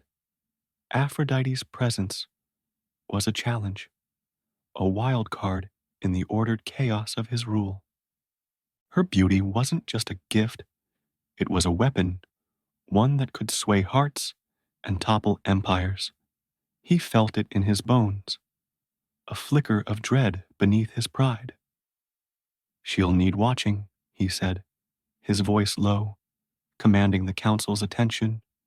Aphrodite, unaware or unconcerned with their scrutiny, danced along the shore, her bare feet leaving no mark on the sand. She twirled, her hair fanning out like a golden flame, and the sea responded, waves lapping at her ankles, offering pearls and coral as tributes. A young god, Triton, son of Poseidon, emerged from the depths, his trident gleaming, his scales catching the light. He was handsome, fierce, a prince of the ocean, and his eyes locked onto her with a hunger she recognized instantly. Who are you? He called, his voice echoing over the water, bold yet trembling with awe. She paused, turning to him, her smile widening into something playful, almost teasing. I'm Aphrodite, she replied, her tone as sweet as nectar, as sharp as a hidden blade. And you're enchanted, aren't you? Triton swam closer, his tail slicing through the waves, his confidence faltering under her gaze. I've never seen anything like you, he admitted, offering a crown of seaweed studded with shells. She took it, her fingers brushing his, and he froze, his breath catching as if she'd stolen it. She placed the crown on her head, tilting it just so, then laughed, a sound that wrapped around him like a net. You're sweet, she said, stepping closer, her eyes glinting with mischief. But I don't stay still for long. Before he could respond, she spun away, leaving him adrift in the surf, his gift forgotten as she danced toward the cliffs. Triton called after her, his voice lost to the wind, but she didn't look back. She'd captivated him in a heartbeat and released him just as quickly, her attention already shifting to the next delight. It was her nature, charming, fleeting, a flame that warmed until it burned. The gods on Olympus convened, their voices rising in debate. Hera, queen of the heavens, folded her arms, her peacock feathers rustling with irritation. She's trouble, she declared, her tone clipped. Beauty without purpose breeds chaos. Athena nodded, her gray eyes sharp. She'll sway the weak and provoke the strong. We must bind her. Zeus rubbed his beard, his mind churning. He saw the truth in their words. Aphrodite was a wildfire, uncontainable, unless tethered. But how?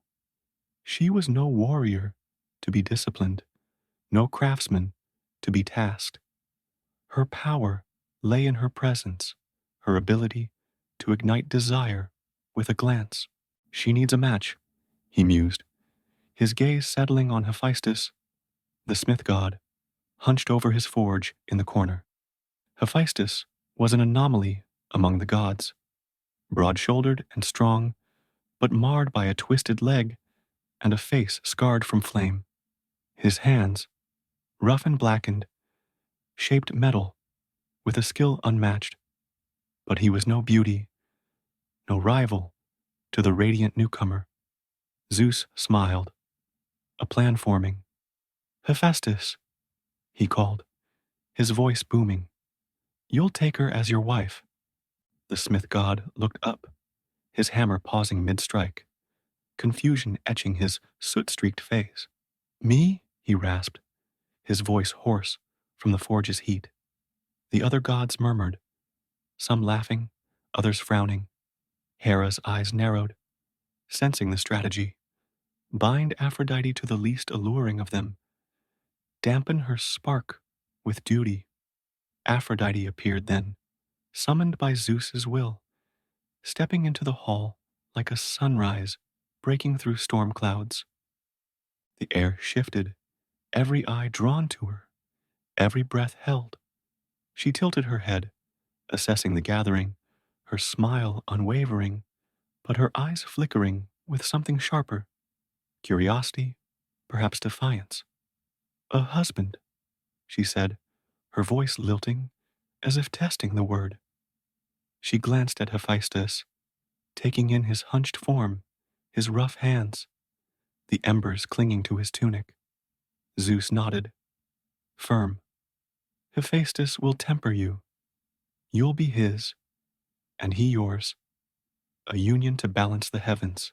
She stepped closer to the smith, her movements fluid, deliberate. Hephaestus stiffened, his hammer slipping from his grip, clattering to the stone floor.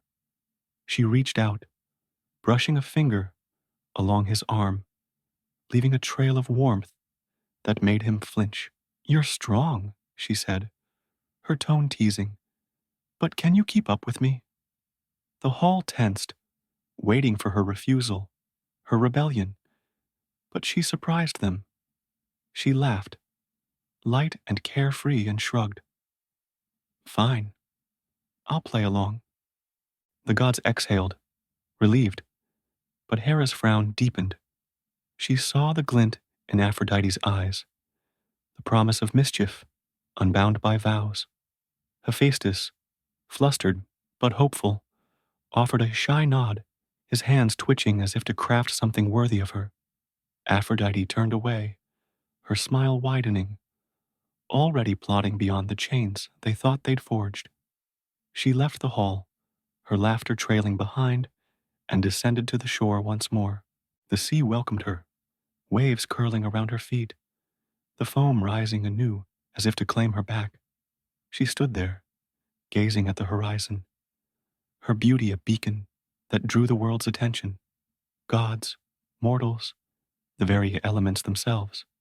She was Aphrodite, born of chaos, shaped by desire, a goddess who'd bend fate to her whims.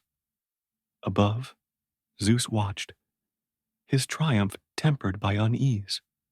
He'd bound her, yes, but not tamed her. That spark in her eyes promised storms yet to come, love that would ignite, passions that would clash, and a beauty that would one day shake the foundations of cities. The sea whispered her name, the wind carried her laughter, and the gods braced for the chaos she'd unleash. The halls of Olympus shimmered with an ethereal glow, their marble walls polished to a mirror sheen, reflecting the golden light that spilled from torches held aloft by unseen hands. The air thrummed with divine energy, a hum that vibrated through the stone as the gods gathered in their grand council chamber. Thrones of jade, obsidian, and ivory lined the circular hall, each a testament to the power of its occupant. Zeus sat at the head, his presence a storm barely contained, lightning flickering in his eyes as he surveyed the assembly. Hera, regal and poised, perched beside him, her peacock feathers fanning out like a crown. Athena stood nearby, her armor gleaming, her owl perched watchfully on her shoulder. And in the shadows, Hephaestus hammered at a glowing ingot, the clang of metal a quiet rhythm beneath the gods' voices. The mood was tense, the air thick with unspoken rivalries. They'd come to discuss the mortal realm, crops failing in Thebes, a storm ravaging Crete. But the gathering had taken a sharp turn. At the center of the hall, a single object gleamed, a golden apple, small but radiant, its surface etched with delicate script that read, "To the fairest." It hadn't been there moments ago, yet now it commanded every gaze, a spark ready to ignite a blaze. A ripple of laughter cut through the silence, harsh, mocking, unmistakably divine. Eris, goddess of discord, stepped from the shadows, her black hair writhing like snakes, her eyes glinting with malice. A gift, she said, her voice a hiss of delight, for the loveliest among you. Choose wisely. With a flick of her wrist, she vanished, leaving the apple rolling across the floor, its shine a taunt no god could ignore. Hera reached for it first, her fingers brushing its surface. It's mine, she declared, her tone brooking no argument. As queen, beauty is my right. Her eyes flashed, daring anyone to challenge her claim. Athena stepped forward, her voice cool and measured. Beauty without wisdom is hollow, she countered, her hand hovering over the apple. It belongs to me. The hall murmured, gods shifting uneasily as the two locked stares, their rivalry, an old wound freshly torn.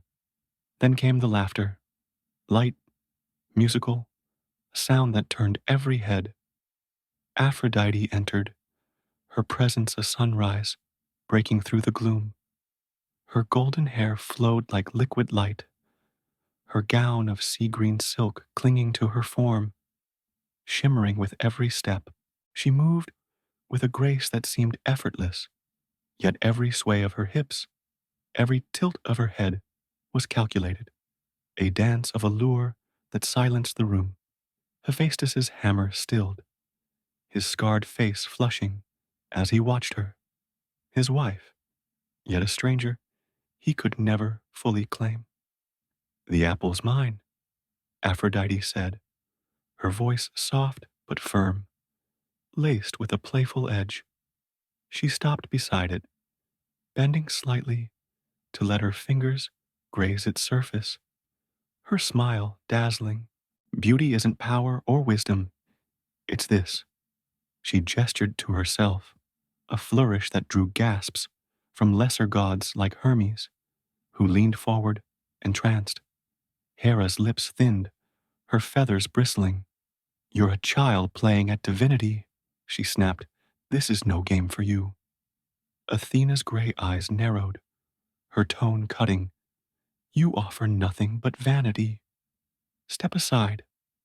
Aphrodite straightened, her smile unwavering, but her eyes glinting with something sharper. Defiance, perhaps amusement. Vanity, she echoed, stepping closer to Hera. I see mortals kneel for me, not your crown. She turned to Athena, her voice dropping to a teasing whisper. And wisdom doesn't turn heads, darling. I do.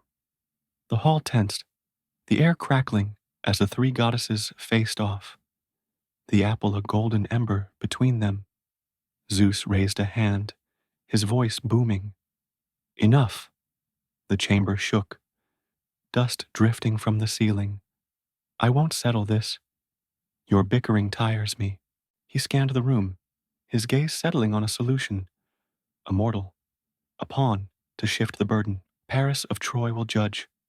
A prince, young and untainted by our quarrels. Let him decide. The gods murmured, some nodding, others frowning, but none dared protest. Aphrodite's smile widened, a flicker of triumph in her eyes. A mortal judge? Perfect. Mortals were clay in her hands, molded by desire, swayed by beauty. Hera and Athena exchanged a glance, their anger simmering, but restrained. They'd play this game, but they'd play to win. The scene shifted to a wind-swept hill, outside Troy, where Paris stood, a shepherd's staff in hand, his dark hair tousled by the breeze. He was young, handsome, his eyes bright with a dreamer's curiosity, unaware of the divine storm about to descend. The sky shimmered, and the three goddesses appeared, their forms softened for mortal eyes, but no less striking. Hera arrived first, her regal bearing commanding respect. A crown of light atop her head, Athena followed, her armor polished to a silver sheen, her spear gleaming with purpose. Then came Aphrodite, stepping from a swirl of mist, her gown fluttering like waves, her smile a promise that stopped Paris's breath. We seek your judgment, Hera said, her voice smooth but edged with authority. She lifted the apple, its glow catching the sun. This belongs to the fairest. Choose. Paris blinked, his staff slipping slightly as he took them in. Me? He stammered, his voice cracking with nerves. I'm just. The choice is yours, Athena interrupted, her tone crisp. Choose wisely, and I'll grant you wisdom beyond kings. Victories no army can steal.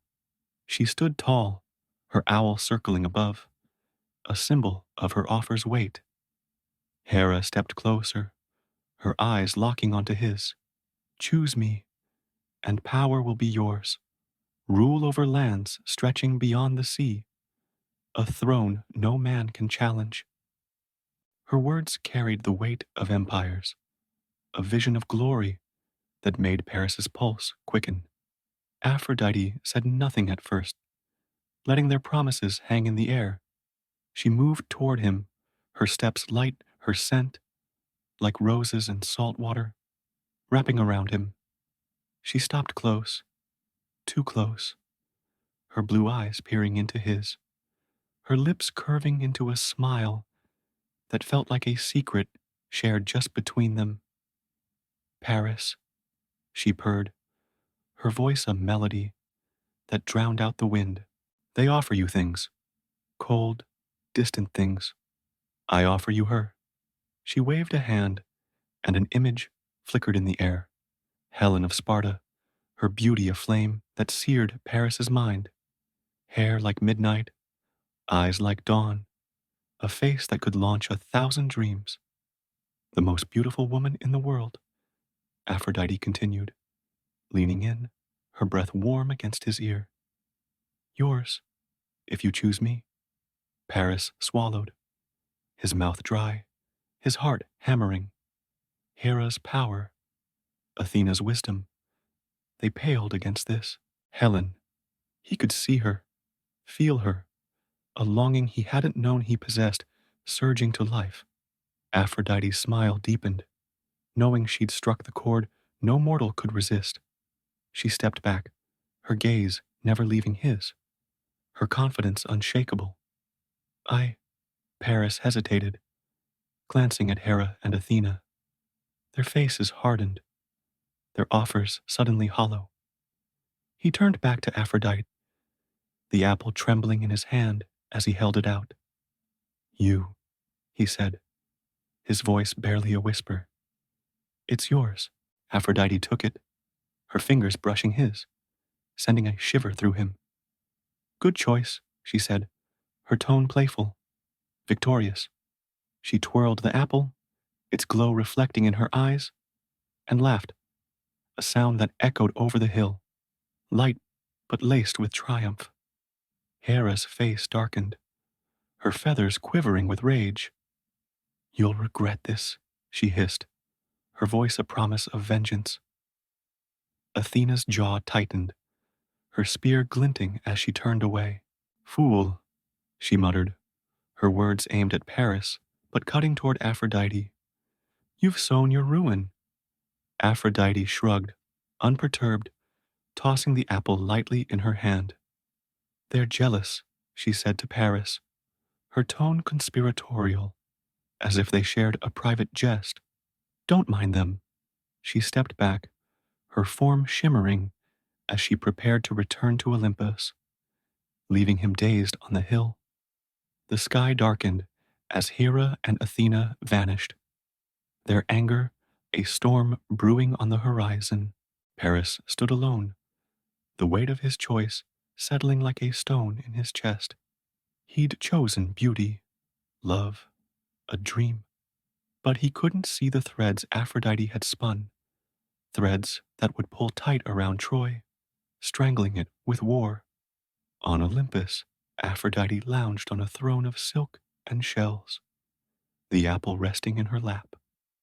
Hephaestus watched her from his forge, his hammer still, his eyes tracing her form with a longing she ignored. She caught his stare and winked, a tease without warmth, then turned her gaze to the mortal world below. Paris would claim Helen soon, her gift to him, her victory over the others. She didn't care what came next. War, blood, ruin. She'd won, and that was enough. The winds of fate shifted, carrying whispers of conflict to come. Aphrodite smiled, oblivious or indifferent, her beauty a spark ready to set the world ablaze. The city of Sparta gleamed under a twilight sky, its white stone walls bathed in the soft hues of dusk. Torches flickered along the streets, casting golden light on the bustling markets and marble palaces that rose like sentinels above the sea. At the heart of it all stood the royal palace, its columns draped with ivy, its halls echoing with the clink of goblets and the murmur of noble voices. Here, Helen reigned, not as queen in title, for that was Menelaus's claim, but as a vision whose beauty outshone every jewel in his treasury. Her midnight hair flowed like silk, her eyes held the quiet fire of dawn, and her presence turned heads wherever she walked. She was the pride of Sparta, the wife of its king, a treasure guarded by walls and warriors. Yet tonight, the air carried a different scent, roses and salt water, a whisper of something wild and untamed. Helen stood on her balcony, gazing at the horizon, her fingers tracing the edge of a golden cup. She was restless, a feeling she couldn't name tugging at her heart. Menelaus was away, his ships cutting through the waves to Crete, leaving her alone with her thoughts. The palace felt too still, too heavy, and she sighed, unaware of the divine eyes watching from above. On Olympus, Aphrodite lounged on a chaise of sea-green silk, the golden apple resting beside her, its glow a quiet boast of her triumph. She twirled a strand of her golden hair, her blue eyes glinting with mischief as she peered down at Sparta. Paris's choice had delighted her. Hera and Athena could fume all they liked. She'd won, and now it was time to deliver her prize. She stretched, her gown shimmering like waves, and smiled, a smile that promised chaos, wrapped in sweetness. "Let's give him what he wants," she murmured, her voice a melody that drifted into the ether. She rose, her form dissolving into mist, and descended to the mortal realm, a breeze carrying her laughter.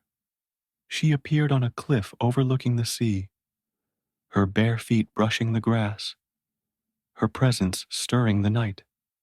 Below, a ship approached Sparta's shores, Paris's ship, its sails taut, its prow cutting through the dark water.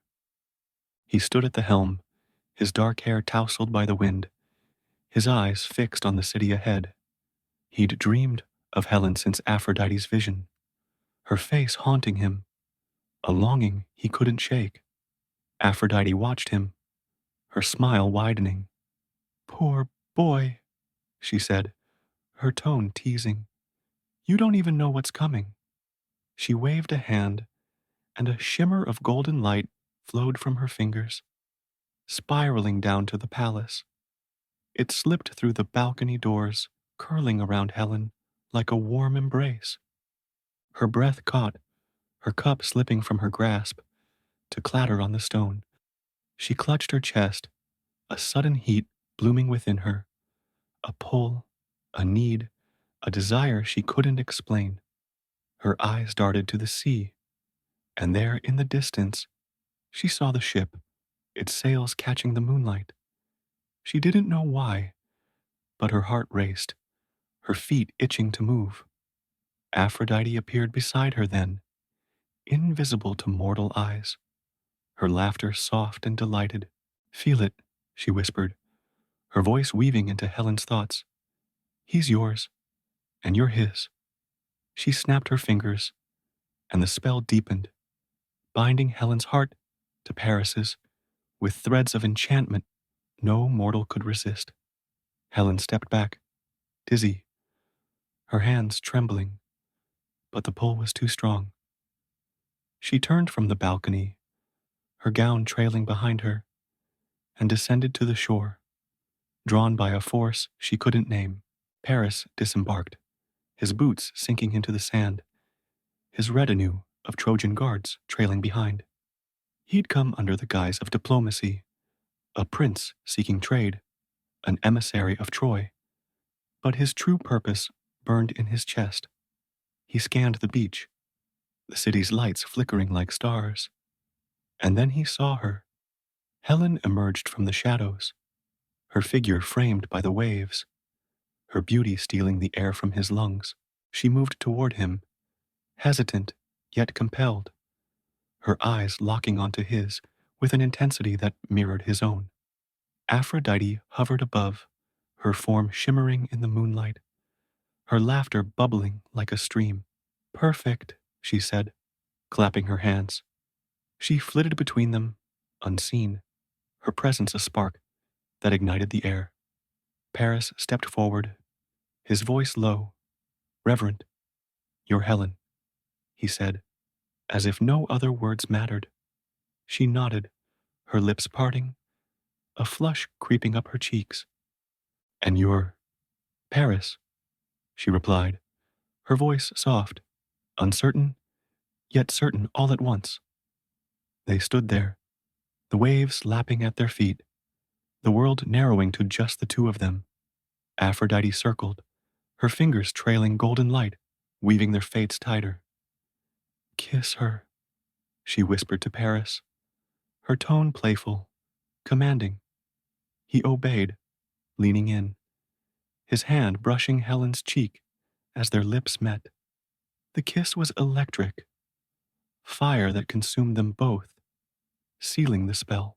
Helen melted into him, her doubts dissolving, her heart surrendering to the love Aphrodite had planted. The goddess stepped back, her work done, her smile triumphant.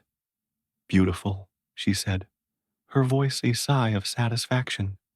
She didn't linger to see the consequences, didn't care that Menelaus's guards watched from the cliffs, their shouts rising as they realized their queen was gone. She vanished, returning to Olympus, leaving Paris and Helen to steal away under the cover of night. They fled to the ship, Paris's arm around her, her hair streaming behind like a dark banner. The guards gave chase, their cries swallowed by the wind. But the Trojans were swift, their oars cutting through the water as they sailed for Troy. Helen clung to Paris, her heart pounding with a mix of fear and exhilaration, her old life slipping away like sand through her fingers. He held her close, his voice a murmur against her ear.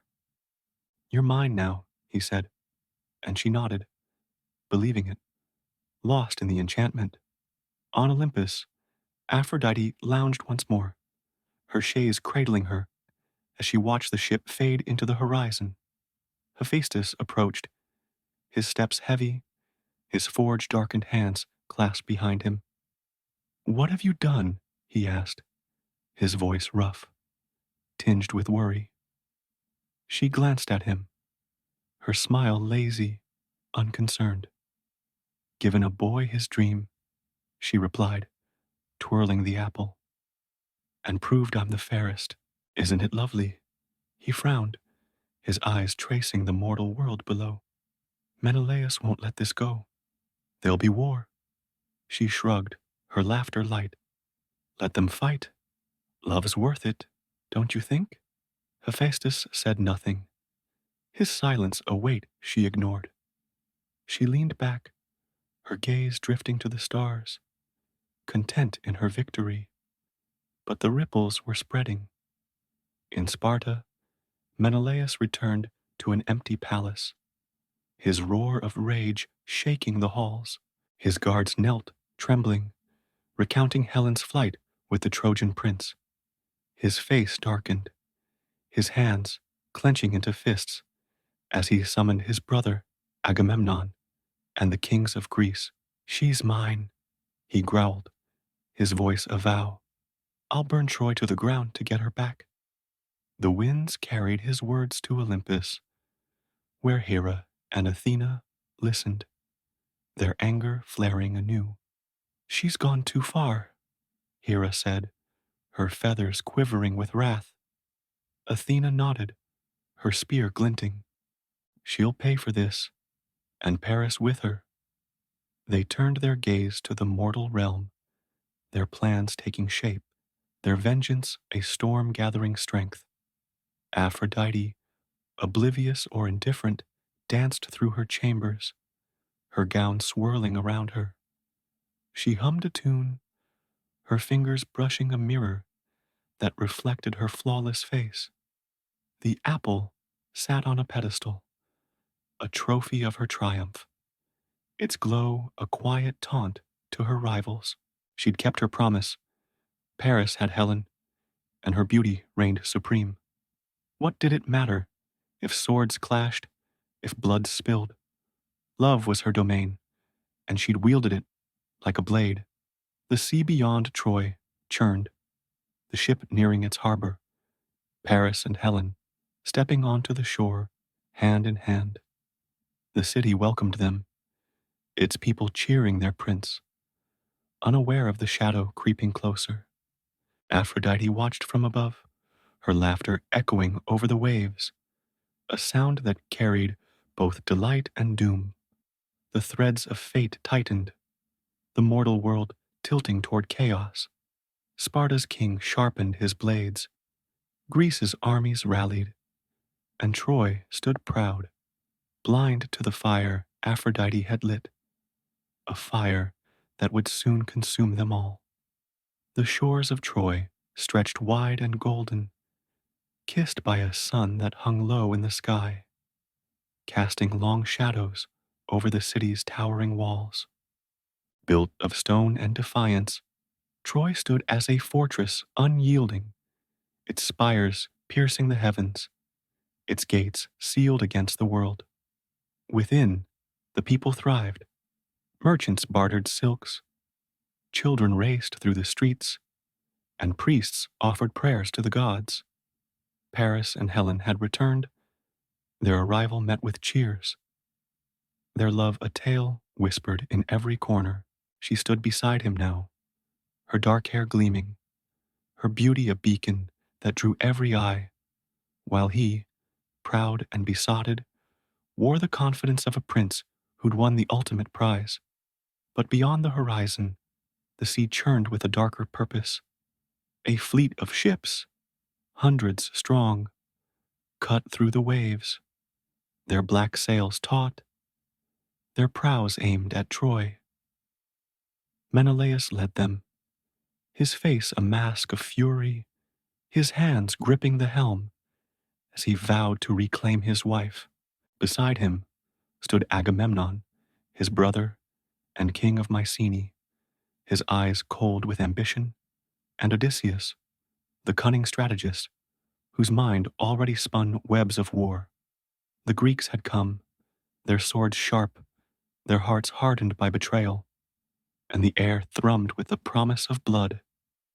On Olympus, Aphrodite watched, perched on a ledge of cloud, her golden hair fluttering in the divine breeze. The apple rested in her lap, its glow a quiet reminder of her victory, but her blue eyes sparkled with a mix of delight and defiance. She'd set this in motion, Paris and Helen, their love her gift, and she wouldn't let it unravel.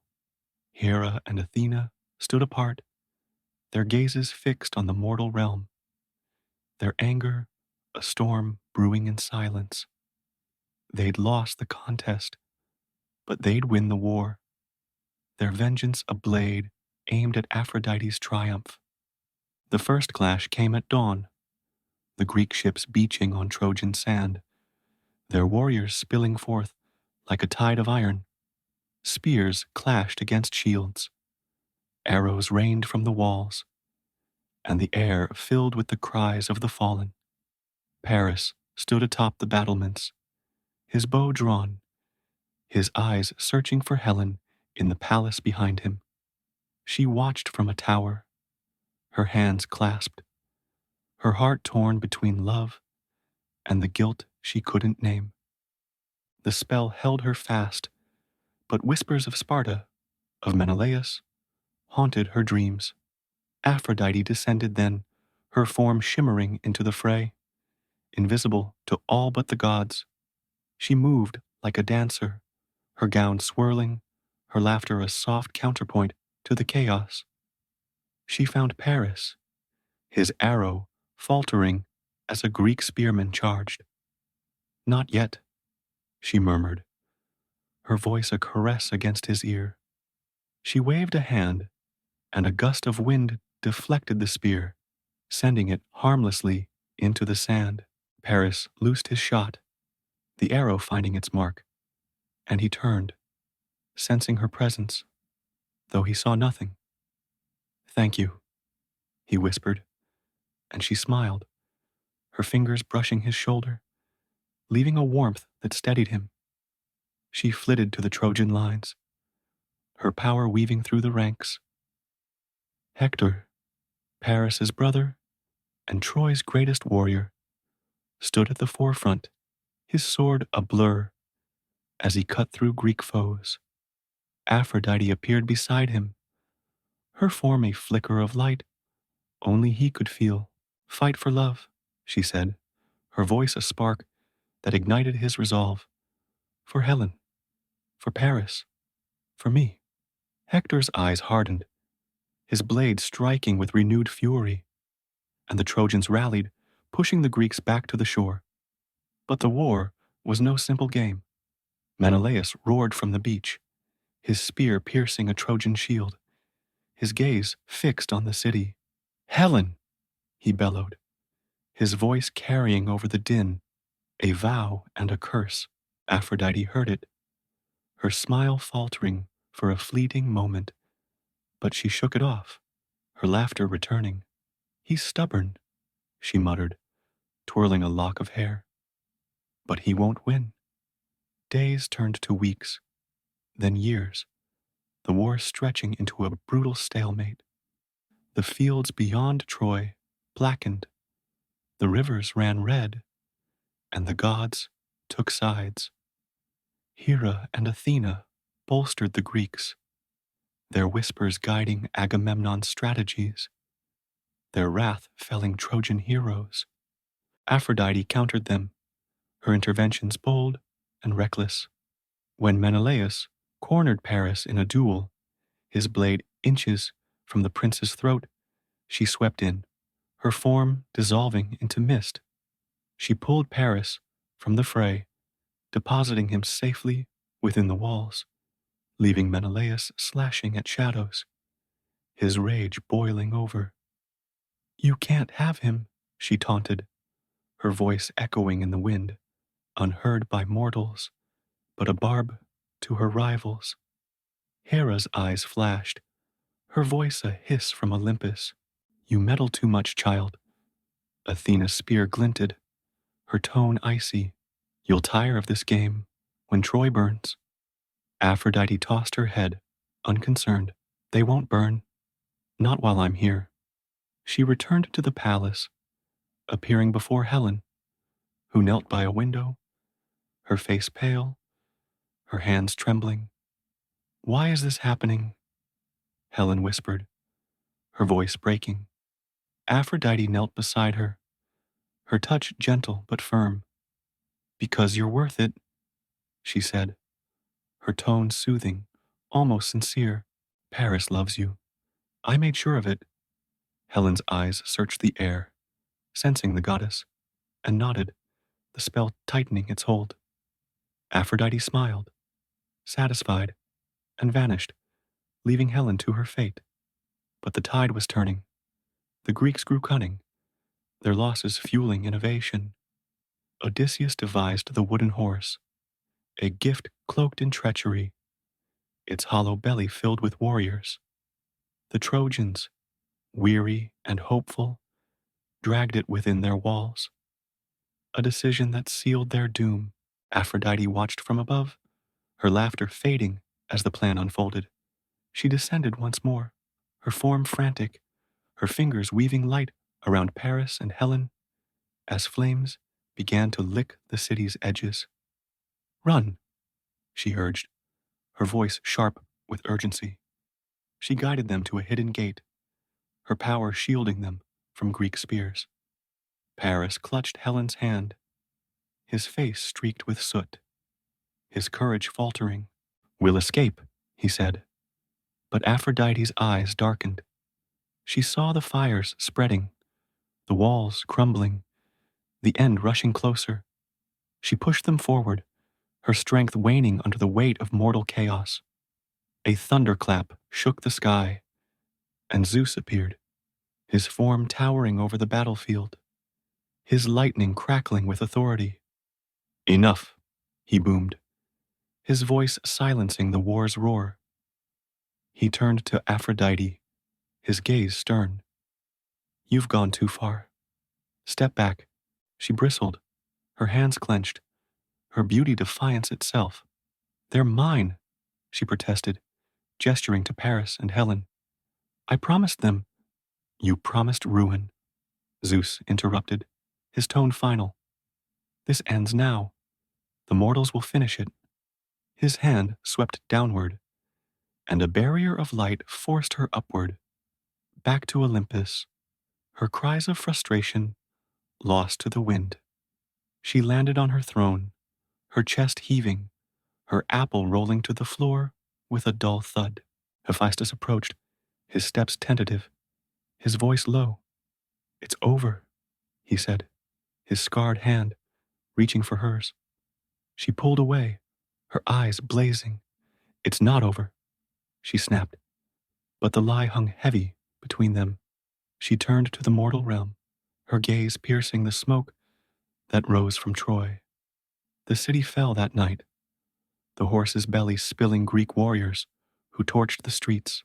Paris fought, his bowstring snapping as he shielded Helen, but a Greek spear found his heart, and he crumpled, his blood staining the stone. Helen screamed, her hands clawing at his body, but the flames closed in, and a soldier's blade silenced her cries. Troy burned, its towers collapsing, its people scattered or slain, a kingdom reduced to ash. Aphrodite watched, her fingers digging into her throne, her beauty untouched, but her triumph shattered. Hera and Athena stood nearby, their silence a victory louder than words.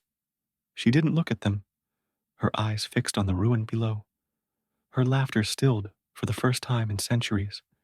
She'd ignited love, yes, but it had consumed more than she'd intended. Paris, Helen, an entire city, all ashes at her feet.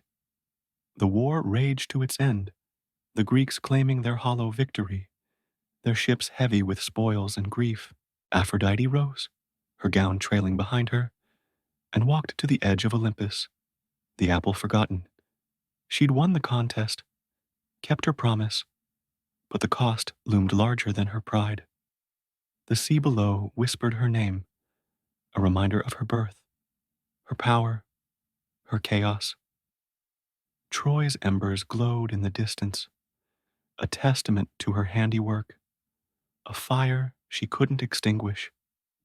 She stood there, radiant and alone, the goddess of love now bound to the wreckage of her own making. The ruins of Troy smoldered beneath a sky choked with smoke, the once proud city reduced to a graveyard of ash and stone. The walls that had stood defiant for a decade now lay in jagged heaps, their towers toppled, their gates shattered. The air hung heavy with the scent of charred wood and the echoes of fading screams, a requiem for a kingdom undone. The Greeks had departed, their ships laden with plunder, their victory bitter with the cost, countless lives lost, heroes fallen, all for a woman who now lay silent among the wreckage. Paris and Helen were gone, their love a spark that had ignited a conflagration, leaving nothing but embers in its wake. On Olympus, Aphrodite stood at the edge of the divine plateau, her golden hair catching the faint light that pierced the haze. Her gown of sea green silk clung to her, its shimmer dulled by the soot that drifted upward from the mortal realm. The apple, her prize, lay discarded on her throne, its glow dimmed, a relic of a triumph that felt hollow now. She gazed down at Troy, her blue eyes tracing the devastation, streets she'd once danced through in spirit, lives she'd toyed with, all reduced to dust. For the first time in her eternal existence, her laughter didn't rise, her smile didn't curve. She stood still, a goddess caught in the shadow of her own making. Hera and Athena approached, their steps silent, but their presence a weight she couldn't ignore. Hera's peacock feathers gleamed with a cold triumph, her voice sharp as she spoke. "Look at your work," she said, gesturing to the ruin below. "Your beauty brought this. Are you proud?" Athena stood beside her, her armor unmarred, her gray eyes piercing. "You played your game," she added, her tone measured but cutting, "and lost more than we did." Aphrodite turned to them, her chin lifting, defiance flickering in her gaze. "Lost?" she echoed, her voice soft but edged with steel. "Paris chose me. I gave him Helen. I won." But the words rang empty, a defense that crumbled under the weight of the scene below. Hera's lips curled into a smirk, her feathers rustling. "You won a pile of ashes," she said, turning away. Athena lingered, her spear glinting as she met Aphrodite's eyes. "Love is power, yes, but yours is a fire that consumes without care." Then she too departed, leaving Aphrodite alone with the silence. She stepped closer to the edge, the wind tugging at her hair, carrying whispers of the sea, her birthplace, her essence.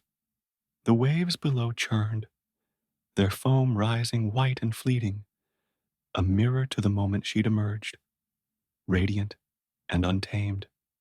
She'd been a force then, a goddess who bent the world with a glance, a smile, a promise. Now, that force had left a scar, a city erased, a love extinguished, a victory that tasted of defeat. She clenched her fists, her nails digging into her palms. But no tears fell. She was still Aphrodite, still divine, still beautiful. Yet something had shifted, a crack in the mirror of her pride. Hephaestus approached, his heavy steps a contrast to the stillness. His forge-darkened hands hung at his sides, his scarred face softened by a concern she rarely acknowledged. "It's done," he said, his voice rough but steady. "They're gone. Paris, Helen, all of them." He paused, searching her face.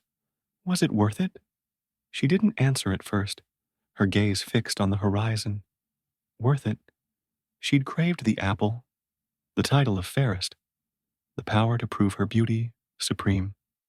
She'd given Paris his dream, woven love into a tapestry of chaos, and watched it unravel with a laugh, until now. "I don't know," she admitted, the words slipping out, raw and unguarded. Hephaestus stepped closer, his hand hovering near hers. But she pulled away, her smile returning. "A faint, fragile thing. It was love," she said, as if that explained it all. "Love is never tame." He nodded, his silence a comfort she didn't deserve. Love builds too, he said quietly, not just destroys. She glanced at him, his words a spark she didn't want to feel, then turned back to the sea, her thoughts drifting. The Greeks sailed home, their ships heavy with grief as much as gold. Menelaus stood alone on his deck, his hands empty, his victory hollow. Helen was lost, her beauty a memory stained with blood. Agamemnon brooded, his ambition sated, but his house cursed by the war's toll. Odysseus navigated the waves, his mind already on Ithaca, unaware of the trials ahead. Troy's survivors scattered, their tales of Paris and Helen hardening into legend. A love that toppled a kingdom, a goddess who lit the flame. Aphrodite retreated to her chambers, the halls of Olympus quiet around her. She passed the apple, its glow a taunt she ignored, and sank onto her chaise, her fingers tracing the silk. The mirror before her reflected her face, flawless, radiant, unchanged. But her eyes held a shadow, a flicker of something new. Regret? No, not quite. Awareness, perhaps. A recognition that her power, her beauty, could wound as deeply as it charmed. She'd always known it, reveled in it, but seeing it laid bare in Troy's ashes was different. It lingered, a weight she couldn't shed. The sea called to her, its rhythm a pull she couldn't resist. She rose, her gown trailing behind, and descended to the shore where she'd been born. The waves lapped at her feet, their foam curling around her ankles, a welcome as old as time. She stood there, the wind threading through her hair, the salt sharp on her tongue. The world stretched before her, mortals rebuilding, gods watching, the cycle of desire and strife unbroken. She was part of it, its spark and its shadow, a goddess who'd shaped a war with a single promise. A faint laugh escaped her, soft and bittersweet. They'll sing of me, she murmured, her voice blending with the waves, of love, of beauty, of ruin. She tilted her head, her smile returning, still playful, still defiant, but tempered by the lesson etched in Troy's fall. Love was her domain, yes, a fire she'd wield again, a gift she'd bestow without hesitation.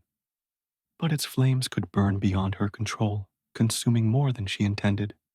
She stepped into the water, the sea rising to meet her, its foam wrapping her in a shimmering embrace.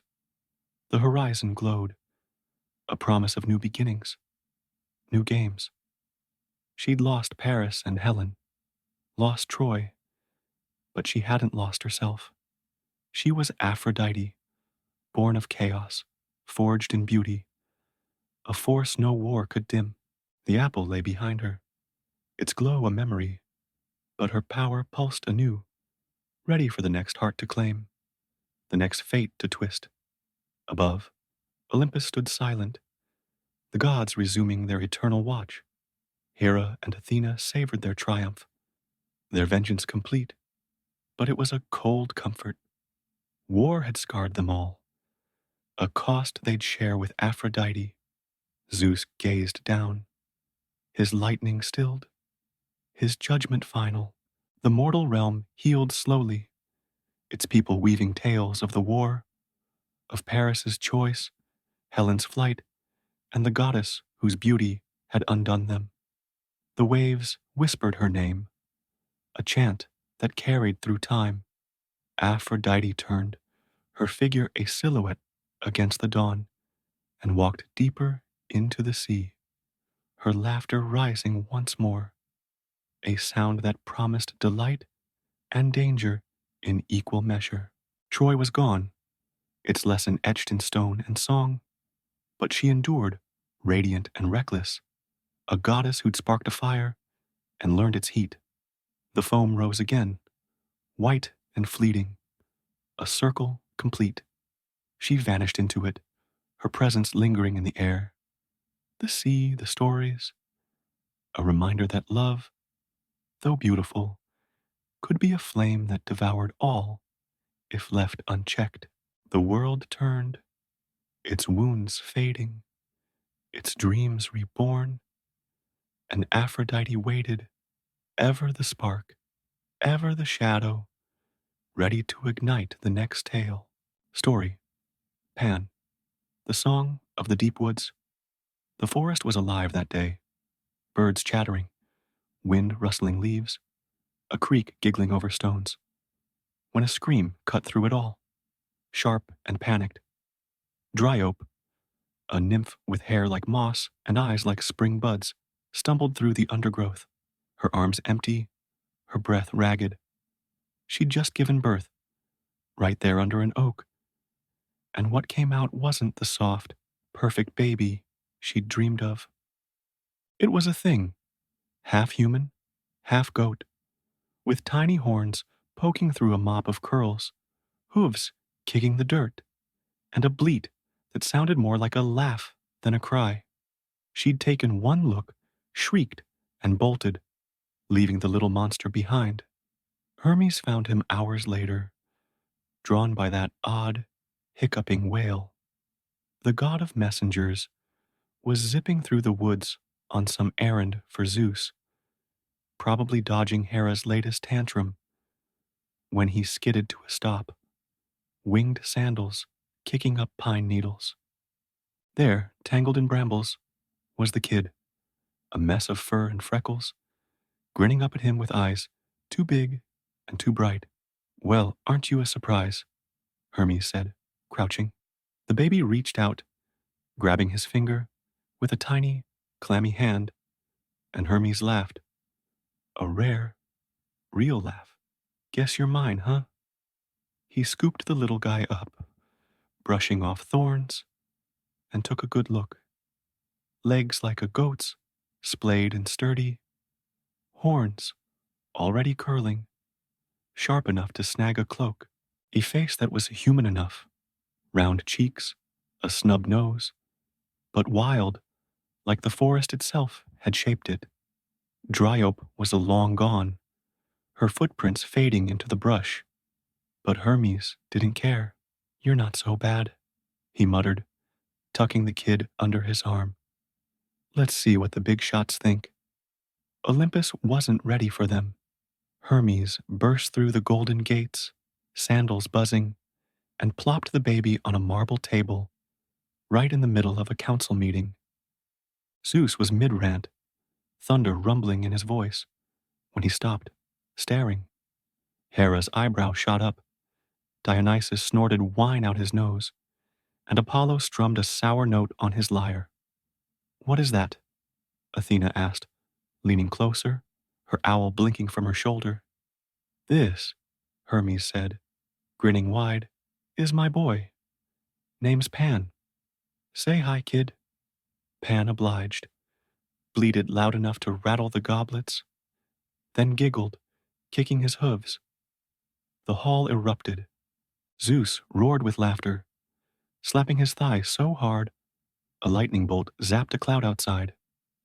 Dionysus clapped, already plotting a party. Even Hera cracked a smile, though she hid it behind her fan. "He's a mess," she said, but there was no venom in it. "He's perfect," Hermes shot back, ruffling Pan's curls. "God of the wild stuff. Woods, fields, critters. Right, Zeus?" The king of the gods waved a hand, still chuckling. "Sure, sure. Keep him out of my hair." And that was that. Pan, the goat-footed god, was born into the family. A little too loud, a little too strange, but theirs all the same. Pan didn't stay on Olympus long. Too shiny, too stiff, too many rules. Hermes brought him back to the forest, setting him loose among the pines and streams where he belonged. "You're a free spirit," Hermes said, tossing him a wink before zipping off. Don't break too much. Pan didn't need telling twice. He ran, hooves thumping, horns snagging branches, laughing at nothing and everything. The woods took him in like an old friend. Nymphs peeked from behind trees, giggling at his clumsy hops. Squirrels chattered, deer bounded alongside, and once a bear cub tackled him into a mud puddle, both of them rolling until they were caked brown. He grew fast, taller, scruffier, his horns curling tighter, his voice deepening into a bellow that could shake leaves loose. He'd chase the wind, wrestle saplings, and flop by creeks to watch fish dart, his reflection staring back, half boy, half beast, all mischief. But it wasn't all play. Sometimes he'd sit alone, tracing his hooves in the dirt, wondering why Dryope ran. Hermes popped in now and then, bringing figs, teaching him tricks, like how to whistle through grass blades. But he never stayed long. "You're doing fine, kid," he'd say, then vanish, leaving Pan with the trees and his thoughts. The nymphs liked him well enough, dancing to his shouts, but they'd scatter if he got too close, their laughter turning nervous. He was fun, sure, but he wasn't them. One night, under a fat moon, he climbed a ridge and looked out, forests stretching endless, mountains clawing the sky, stars winking like they knew him. "This is mine," he said, voice cracking, with a mix of pride and ache. He didn't need Olympus, or Dryope, or anyone. The wild was his home, and he'd make it sing. He just didn't know how yet. Years rolled by, Pan turning from a scrappy kid into a wiry god, lean, shaggy, with a grin that could charm a stone. He roamed his woods, chasing storms, racing wolves, his laughter a soundtrack to the wild. Then he saw her, Syrinx, a river nymph, stepping out of a stream like she'd been poured from it. Her hair flowed silver, catching the sun, her skin shimmered with water drops, and her laugh was a melody that stopped him cold. He froze mid-leap, one hoof dangling, jaw slack. She didn't notice, bending to pluck reeds, humming soft as the current. Pan's heart thumped, loud, clumsy, a drumbeat he couldn't hush. "Hey!" he called, tumbling down the bank, landing in a heap at her feet. She jumped, eyes wide, and he scrambled up, brushing mud off his fur. "I'm Pan. You're, pretty. Really pretty." Syrinx stared, then giggled, a sound like bells. "You're different," she said, stepping back. He grinned, puffing his chest. "God of the woods. Best dancer around. Watch this." He spun, hooves tapping, arms flailing, ending with a bow that snagged his horns in a bush. She laughed again, louder, but there was a flicker in her eyes. Wariness, not warmth. Days turned to weeks, Pan trailing her like a lovesick pup. He'd bring flowers, crushed and drooping, or leap from trees to impress her, usually crashing. She'd smile, chat about the river, but always kept her distance. "You're sweet," she'd say, "but I'm free, Pan." Like the water, he didn't get it. Freedom was his game too, wasn't it? He just wanted her to see him, really see him. One afternoon, he tried harder, danced wilder, sang a tune he'd made up, his voice rough but earnest. "Stay with me," he blurted, reaching for her hand. Syrinx pulled back, fear flashing across her face.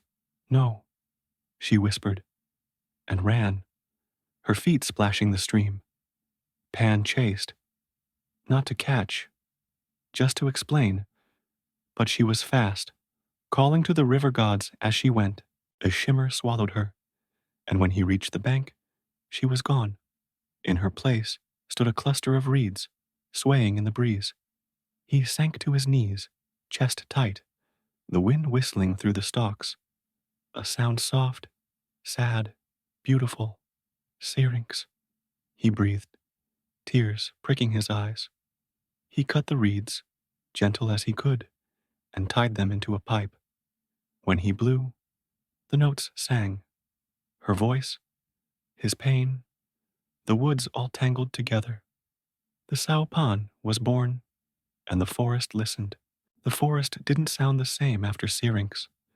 Pan wandered its trails, Sao in hand, playing notes that drifted through the trees, sometimes bright, sometimes heavy, always hers. The nymphs stopped laughing at him, their eyes soft now, and the animals trailed closer, drawn by the music. He'd sit on mossy rocks, hooves dangling, blowing tunes that made the leaves shiver. And for a while, that was enough. The woods were his, and he was theirs. Then the shadows came. It started small, a patch of ferns turning black, their edges curling like burnt paper. Pan brushed it off, figuring a dry spell. But the next day, a stream ran murky, fish floating belly up. He frowned, sniffing the air. Something sour, wrong, like rot under a stone. By week's end, whole swaths of trees stood bare, bark peeling, sap oozing dark as blood. Birds fell silent, deer vanished, and the nymphs huddled by their springs, whispering fear. Pan was hauling a fallen log, trying to clear a path, when Hermes dropped in, sandals buzzing, face tighter than usual. Trouble, kid, he said, skipping the grin. Big trouble. Typhon's loose. Pan dropped the log, hooves scuffing dirt. Typhon? The monster? Under the mountain? Typhon? Hermes nodded, grim. Broke out of Tartarus. Zeus locked him up after a nasty fight. But he's back, and he's mad. Sending his spawn up here. Snakes, beasts, shadows. They're eating your woods alive. Pan's gut twisted. He'd heard the stories. Typhon, a giant with 100 snake heads, fire in his breath, a terror even the gods feared. Why my forest? He asked, voice rough. Hermes shrugged, but his eyes flicked to the sow. Maybe he hates music, or maybe he just hates everything. Point is, you're the god here.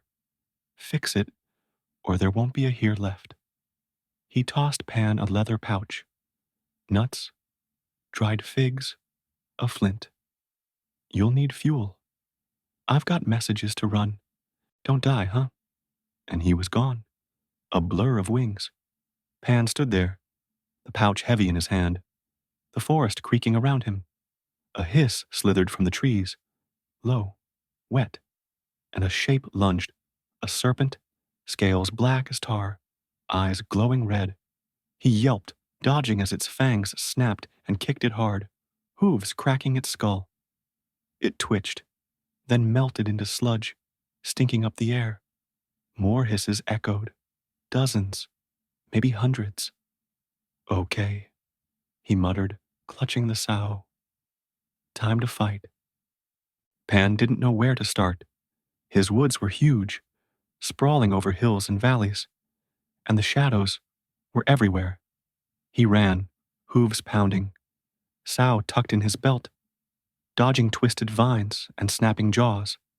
The deeper he went, the worse it got. Oaks split open, roots clawing the dirt like they were alive, air thick with a hum that buzzed in his skull. He needed help, and he needed it fast. He found Silenus by a creek, or what was left of it, the water now a trickle of black. The old satyr sprawled on a rock, belly round, a wineskin sloshing in his hand. Pan, my boy, he slurred, hiccuping. What's with the racket? Can't a guy nap? Pan grabbed him, hauling him up. No napping. Something's killing the forest. Typhon stuff. You know things. Help me. Silenus squinted, bleary-eyed, then belched Typhon, eh? Nasty bugger. Tried to eat me once. Didn't like the taste. He staggered upright, leaning on Pan. His spawn hate life. Trees. Critters. Us. You've got to hit the source, kid. 3 spots. The Deadwoods west, the Black Spring north, and his cave down deep. Clean 'em out, or we're toast. Pan frowned. How? I've got hooves and a sow. Not exactly a thunderbolt. The old drunk chuckled, tapping the sow. That's your weapon, dummy. The wild's got power. Trees, wind, beasts. Wake it up. Play loud, play mean, and don't stop. He flopped back, waving the wineskin. Go on. I'll guard this rock. Pan snorted. Useless old coot. But the words stuck. The sow wasn't just Syrinx's echo. It was his voice, the forest's pulse. Maybe it could fight. He headed west, the dead woods looming, bare trunks like skeletons, ground cracking underfoot. Shadows writhed. Serpents, and worse. Things with too many legs. Eyes like coals. Pan planted his hooves, pulled the sow to his lips, and played. Fast, fierce, a tune that shook the air. The ground trembled, roots burst up, snagging the beasts, crushing them into goo. The trees groaned, leaves sprouting faint and green. It worked. He grinned, wild and sharp. Let's dance, Typhon. The dead woods breathed again, but Pan didn't stop. North next, the Black Spring Silenus mentioned. He trekked through brambles, sow swinging, the forest's hum growing darker, angrier. The spring sat in a hollow, once crystal, now a pit of ink, bubbling with a stench that burned his nose. Shapes slithered in it, tentacles, tails, things he didn't want to name. A voice whispered behind him, soft, repeating, danger, danger. He spun, hooves skidding, and saw her. Echo, a nymph pale as mist, hair floating like smoke. Danger, she said again, her words not her own. Pan blinked. Yeah, I see that. You're Echo, right? The talkback girl? She nodded, sad-eyed. Help, help, she echoed, pointing at the spring. Got it, he said, lifting the sow. Stick with me, he played, this time slow, steady, a call to the water. The notes rippled out, and the spring shivered, tendrils thrashing as clean water bubbled up, pushing the black back. Echo clapped, her voice bouncing. Good, good. A tentacle lashed, and Pan dodged, stomping it flat. Keep talking, he told her. Warn me. She did. Every hiss, every splash, her echoes sharp and quick. Together, they cleared the spring, the last of the sludge sinking away. Fish darting back to life. Echo smiled, faint but real. Thanks. Thanks. Pan grinned, slinging an arm around her. Teamwork, huh? One more stop. Typhon's cave. You in? She nodded, and they turned to south, the forest rallying behind them. The forest hummed with new life as Pan and Echo trekked south. The spring's clean water, a small victory pulsing behind them. The sow swung at Pan's hip, its reeds warm from his last tune, and Echo trailed close, her whispers bouncing off the trees. Careful, careful. The air grew thick, heavy with a heat that didn't belong, and the ground trembled faintly, like something big was stirring below. Typhon's cave wasn't far. A twig snapped, sharp and deliberate, and Pan froze, hooves digging into moss. Echo echoed, Watch, watch. Before he could turn, an arrow whizzed past, pinning his tunic to a tree. He yelped, yanking free and spun to face her. Artemis, goddess of the hunt, bow raised, silver eyes glinting like a wolf's. You're loud, she said, voice cool. Too loud for my woods. Your woods? Pan shot back, brushing off bark. These are mine, lady. I'm fixing 'em. Artemis lowered the bow, but her stare didn't soften. Fixing? You're stomping around, waking every beast from here to Tartarus. Typhon's spawn are bleeding out because of you. She stepped closer, tall and lean, a quiver rattling at her back. I'd kill them myself, but I'm tracking bigger game. Prove you're worth the noise. Goat boy. Pan grinned. Crooked and bold. Name it. Artemis nodded to a ridge ahead, where shadows twisted, hulking shapes, fur matted with tar, claws like sickles. Wolves, she said. Typhon's turned 'em wrong. Clean 'em out, and I'll help you hit his cave. Fail, and I'll leave you to rot. She tossed him a short bow, wood smooth and strung tight. Don't miss. He caught it, fumbling. Hooves weren't made for bows, but nodded. Deal. Echo. Stick close. Artemis vanished into the trees, watching, and Pan crept up the ridge, Echo whispering, Quiet, quiet. The wolves prowled below, 5 of them, eyes red, growls wet with venom. He knocked an arrow, aimed shaky, and let fly. It thunked into dirt, and the pack charged. Pan cursed, dropping the bow, and grabbed the sow instead. He blew, fast, wild, a tune that hit like a storm. The ground shook, vines snapping up, tangling the wolf's legs. Echo shouted, Left! Left! And he dodged a claw, stomping a snout with a crack. The music surged, trees bending, branches spearing down. 1, 2, 3 beasts pinned, howling as they melted into sludge. The last lunged, and Pan swung the bow like a club, smashing its skull. It dropped, steaming. Artemis stepped out, eyebrow raised. Messy, she said, but handed him a quiver anyway. You'll do. Caves that way. Deep and ugly. Typhon's waiting. Pan slung the quiver over his shoulder, grinning. Thanks, boss.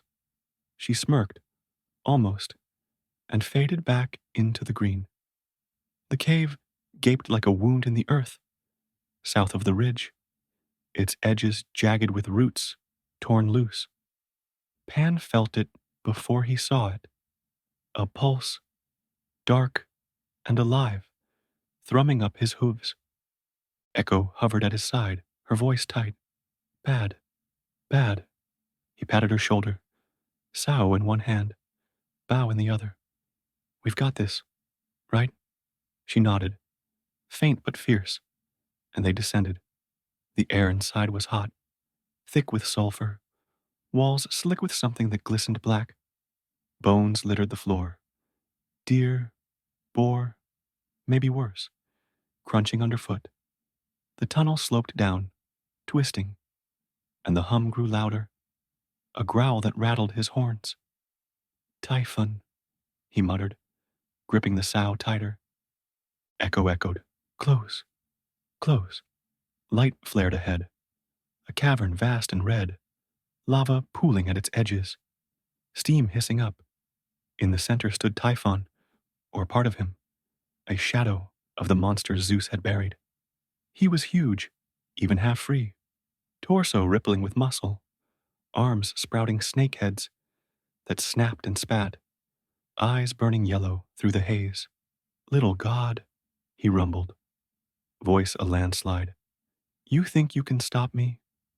I'll eat your woods, your world, your bones. Pan swallowed, heart hammering, but grinned anyway. Big talk for a guy stuck in a hole. Typhon roared, snakes lunging, and Pan dodged, rolling as venom splashed the stone. He knocked an arrow, fired, hit a snakehead, pinning it dead, but there were dozens more. Echo screamed, Run! Run! And he did, circling, firing wild, the bow shaking in his grip. Typhon laughed, stomping, the ground cracking under his weight. Enough games, Pan growled, dropping the bow. He raised the sow, took a breath, and played, loud, raw, a song that poured everything in. Syrinx's laugh, the forest's breath, his own stubborn spark. The notes hit Typhon like a fist, the snakes recoiling, his roar faltering. The cave shook, roots bursting through walls, wrapping his legs, his arms. No, he bellowed, thrashing. But Pan played harder, faster, fiercer, until the forest answered. Trees outside bent, their groans echoing down, vines snaking in, binding Typhon tight. Echo clapped, her voice rising. More, more. Pan's lungs burned, but he didn't stop. The sow singing life back into the dark. The lava cooled, the air cleared, and Typhon sank, dragged down by roots, his eyes dimming as the earth swallowed him again. Silence fell, heavy and sweet.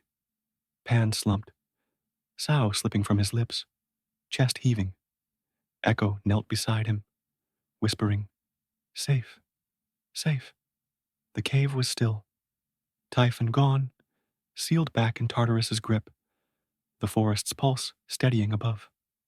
He stumbled out, Echo trailing, and saw it, green creeping back, ferns uncurling, birds chirping faint but alive. The woods weren't whole yet, but they'd heal. Hermes landed beside him, wings buzzing, a rare frown gone. Not bad, kid, he said, clapping Pan's shoulder. Heard the music up on Olympus? Zeus says you're louder than him now. Pan laughed, hoarse and reels. Tell him to try me.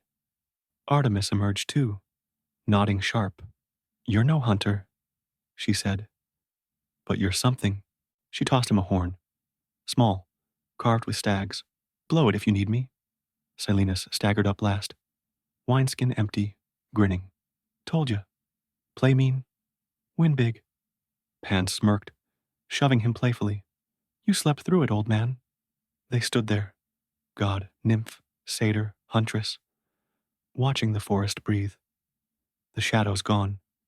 Pan lifted the sow again, playing soft this time, a tune for Syrinx, for the wild, for himself. The notes drifted, and the woods sang back. The forest woke slow, like a bear shaking off winter. Pan stood at the cave's mouth, sow still warm in his hands, watching green bleed back into the gray. Sprouts pushing through ash, streams trickling clear, a deer nosing out from the brush. Echo leaned against him, her whispers soft. Home, home. Hermes hovered nearby. Silenus sprawled on a log, and Artemis lingered at the edge, her bow slung loose. The air felt lighter, the hum of Typhon's rage gone, buried deep where it belonged. Pan's legs wobbled. He'd played till his lungs burned, fought till his hooves ached. But he grinned, wide and crooked. We did it, he said, voice scratchy. Hermes landed, kicking up dust. You did it, kid. Olympus is buzzing. Zeus wants an encore. Dionysus wants you for his next bash. Pan laughed, shaking his horns. Tell him to come down here. I don't do marble floors. Artemis stepped up, her silver eyes sharp but warm. You're no warrior, she said, but you've got guts. The wild's lucky to have you. She pressed the staghorn into his hand again, firm this time. Keep it. Call if it gets ugly again. Pan tucked it in his belt, nodding. Deal. You bring the arrows. I'll bring the noise. She smirked, almost a smile, and melted back into the trees. Silenus hiccuped, hauling himself up. Good show, goat boy. Next time, wake me before the fun. Pan shoved him, playful, but hard. Next time, you fight, old drunk. Silenus cackled, wobbling off with a wave, and Hermes clapped Pan's shoulder one last time. Proud of you, runt. Don't slack off. Woods need watching. He zipped skyward, gone in a blink, leaving Pan and Echo alone with the rustling green. He turned to her, the nymph's pale face glowing faint in the dusk. You sticking around? He asked, half hoping. She smiled, echoing, Stay, stay, and slipped her hand in his. Pan's chest warmed, not like with syrinx, sharp and fleeting, but steady, real. Good, he said, squeezing back. Gotta have someone to keep me honest. Night fell, stars poking through the canopy, and Pan climbed a ridge, Echo trailing quiet. He sat, hooves dangling, and pulled the sow to his lips. The tune was new, bright at first, a bounce of victory, then slow, weaving in Syrinx's loss, the forest's scars, his own rough edges. It rolled out, soft but strong, and the woods answered, crickets chirping, owls hooting, wind carrying the notes far. Nymphs crept close, eyes wide, and a fox curled up nearby, ears twitching. The wild listened, and Pan played on, its keeper now, not just its kid. Story, the rise of Zeus and the fate of Metis. In the dawn of time, when the universe still trembled with the echoes of chaos, Zeus, the thunder-wielding son of the Titan Cronus, rose to power as the supreme god of Olympus. His ascent was no gentle climb. It was a tempest of ambition and cunning, forged in the fires of rebellion against his father. Cronus, a paranoid ruler who had swallowed his own children to prevent their uprising, had unwittingly sown the seeds of his downfall. Zeus spared this fate by his mother Rhea's deception. She hid him away, offering Cronus a stone, wrapped in cloth instead, was destined to free his siblings and claim the cosmos. Among the allies who aided Zeus in this cosmic upheaval was Metis, a goddess whose beauty rivaled the dawn and whose wisdom outshone the stars. Daughter of the Titan Oceanus, Metis was no mere bystander in the Titanomachy, the great war between the Titans and the Olympians.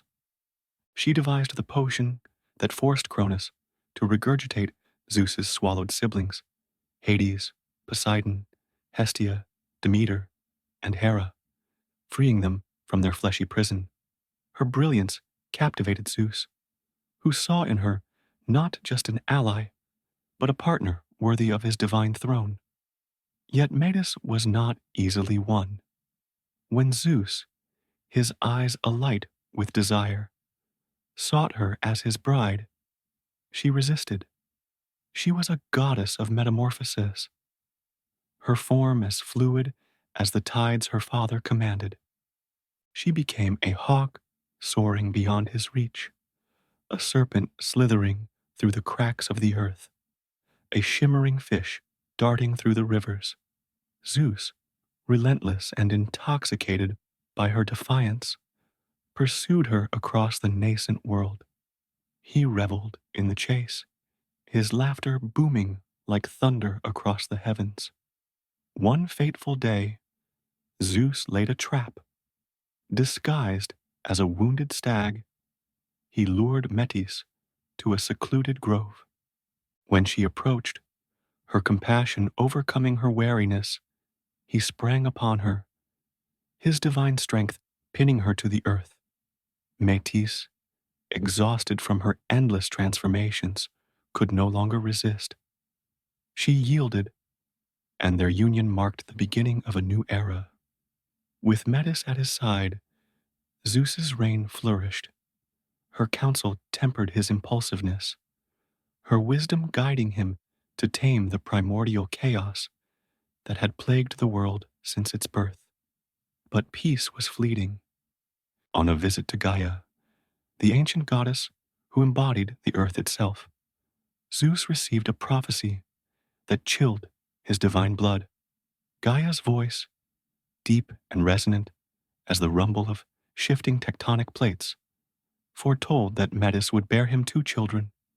The first, a daughter, would match Zeus in strength and intellect. The second, a son, would surpass him and seize his throne. The omen echoed the fates of his father Cronos, dethroned by Zeus, and his grandfather Uranus, overthrown by Cronus. Zeus, haunted by the cyclical betrayal of divine lineage, resolved to break the chain.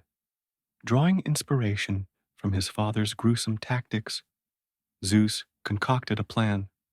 He approached Metis with a playful request. Show me your metamorphic gift, my love.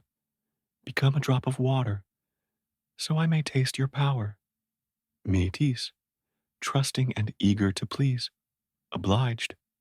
She shimmered and shrank into a single, glistening droplet. Zeus caught her in his palm, and with a swift motion, swallowed her whole. In that moment, he consumed not just her form, but her essence, absorbing her wisdom into his being. He became wiser, fairer, less the brash god of thunder, and more the measured king of Olympus. Unbeknownst to Zeus, Metis was already pregnant. Time passed, and a strange affliction gripped him, headaches that pulsed like war drums within his skull. The pain grew unbearable, a pressure building, as if his mind sought to split apart. In desperation, he summoned Prometheus, the Titan who had sided with the Olympians. Strike my head, Zeus commanded, his voice a roar of agony. End this torment. Prometheus, with a craftsman's precision, raised his axe and cleaved Zeus's forehead. A blinding light erupted, and from the wound sprang Athena, fully grown, clad in gleaming armor, a spear in one hand and a shield in the other. Zeus gazed upon his daughter with awe and pride. Athena, born of his mind and Metis' spirit, embodied her mother's intelligence and her father's might. She became the goddess of wisdom and defensive warfare, a beacon of strategy in a pantheon often ruled by brute force. Metis, trapped within Zeus's body, never bore the prophesied son. The omen faded, and Zeus's throne remained secure, at least for now. Athena, however, was no mere extension of her father. She carved her own path, her gaze fixed on the mortal world below. Her destiny would intertwine with cities, heroes, and monsters, shaping the tapestry of Greek legend. Far below the golden halls of Olympus, in the rugged land of Attica, a city thrived under the rule of Cecrops, a being born of the earth itself. Half man, half serpent, Cecrops was a wise and resourceful king. His city, nestled between arid hills and the bountiful sea, depended on both land and water. Fishing sustained its people, and the cult of Poseidon, god of the seas, held sway over their hearts. Yet the land, parched and unyielding, offered little beyond stubborn resilience. Poseidon, ever eager to expand his dominion, descended upon Cecrops' city with a proposition. Consecrate this place to me, he declared, his voice crashing like waves against the shore. Name it Posidonia, and the oceans will be your playground.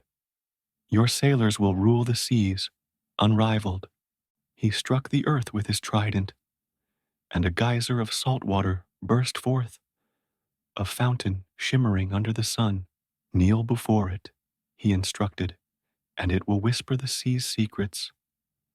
When to sail, when to stay ashore. The people marveled at the gift, their eyes gleaming with visions of maritime glory. But before they could respond, a flash of light split the sky. From it emerged Athena, her presence radiant yet composed. She addressed the crowd, her voice clear and steady. Choose me as your patron, and this city will bloom with beauty and wisdom. The arts will flourish, the sciences will soar, and your legacy will echo through time. She drove her spear into the ground, and from the barren soil sprouted an olive tree, its branches heavy with fruit, its leaves a promise of sustenance and light. Its oil will warm your homes and banish the dark, she said. Its fruit will feed you when the sea turns fickle. The citizens stood torn. The men, weathered by the sea, favored Poseidon's promise of naval supremacy. The women, tied to the land's rhythms, saw greater value in Athena's gift of permanence and ingenuity. Sea crops, wary of offending either god, proposed a vote. The tally revealed a divide. Every man chose Poseidon, every woman chose Athena. With women outnumbering men by a single soul, Athena claimed victory. Poseidon's fury was a tidal wave unleashed. You dare defy me? He roared, his trident trembling with rage. There is only one way to settle this. Face me in combat. Athena, unyielding, met his challenge. Their battle shook the earth, trident clashing against spear, waves surging against olive groves. Before a victor could emerge, a bolt of Zeus's lightning sundered the sky, halting the duel. Enough, Zeus thundered. This will be decided on Olympus. In the divine council, the gods convened. Poseidon argued his case with bluster, Athena with reason. The vote mirrored the mortal divide. Male gods sided with Poseidon, goddesses with Athena. Zeus, as arbiter, abstained, and Athena won by a single vote. The city was renamed Athens in her honor, a temple rising atop the Acropolis to celebrate her triumph. Poseidon's wrath lingered. He cursed the Athenians, barring them from the seas they once mastered. Desperate, they sought the oracle at Delphi. The Pythia's words were cryptic yet stern. Appease Poseidon by punishing Athena's chosen. Strip the women of their voice. To quell the god's anger, Athenian women lost their right to vote, a bitter price for peace. At Cape Sunion, a temple was erected to honor Poseidon, and his fury subsided. The fountain remained, a bittersweet relic of his claim, while Athens grew into a beacon of culture and intellect under Athena's watchful eye. In the region of Lydia, a mortal girl named Arachne wove threads of destiny with her nimble fingers. Born to a humble dyer, she spent her childhood playing with scraps of wool, her imagination threading tales into every knot.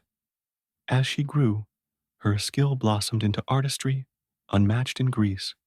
Nobles clamored for her tapestries, their vibrant scenes of gods and mortals shimmering with life. Even the nymphs, elusive spirits of nature, emerged from their haunts to admire her work. Whispers spread that Arachne's talent was a gift from Athena, patroness of weavers, but Arachne bristled at the notion. A gift? She scoffed. This is no divine handout. I honed this craft through years of sweat and sleepless nights.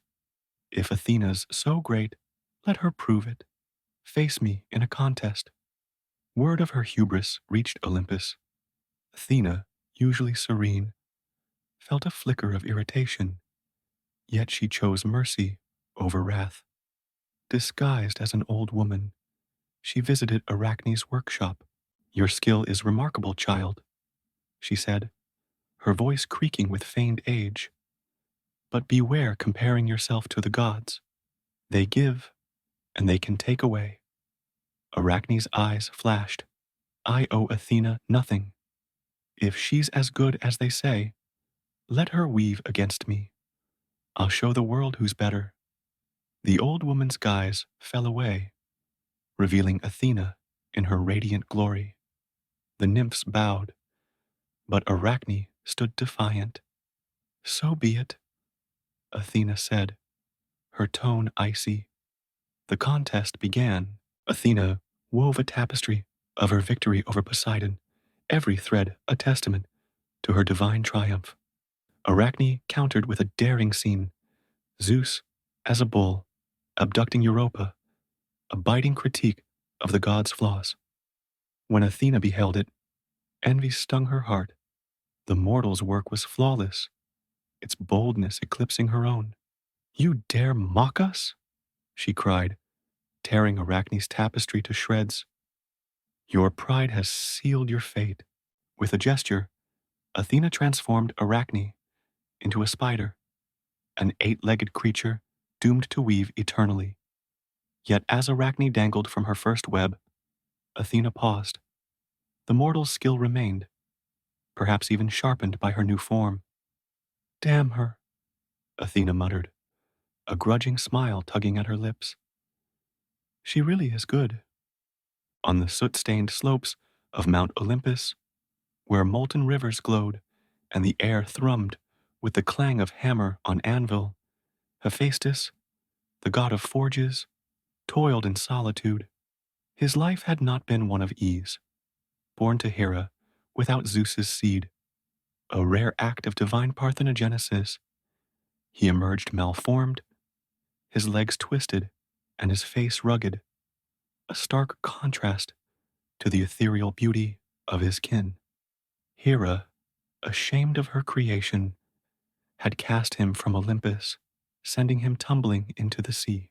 Rescued by nymphs and raised in their underwater grottos, Hephaestus honed his craft, transforming his pain into masterpieces of metal and fire. His return to Olympus came with a price, a marriage to Aphrodite, goddess of love and beauty. It was a union meant to balance his ugliness with her perfection, but it crumbled when Hephaestus caught her entwined with Ares, the brash god of war.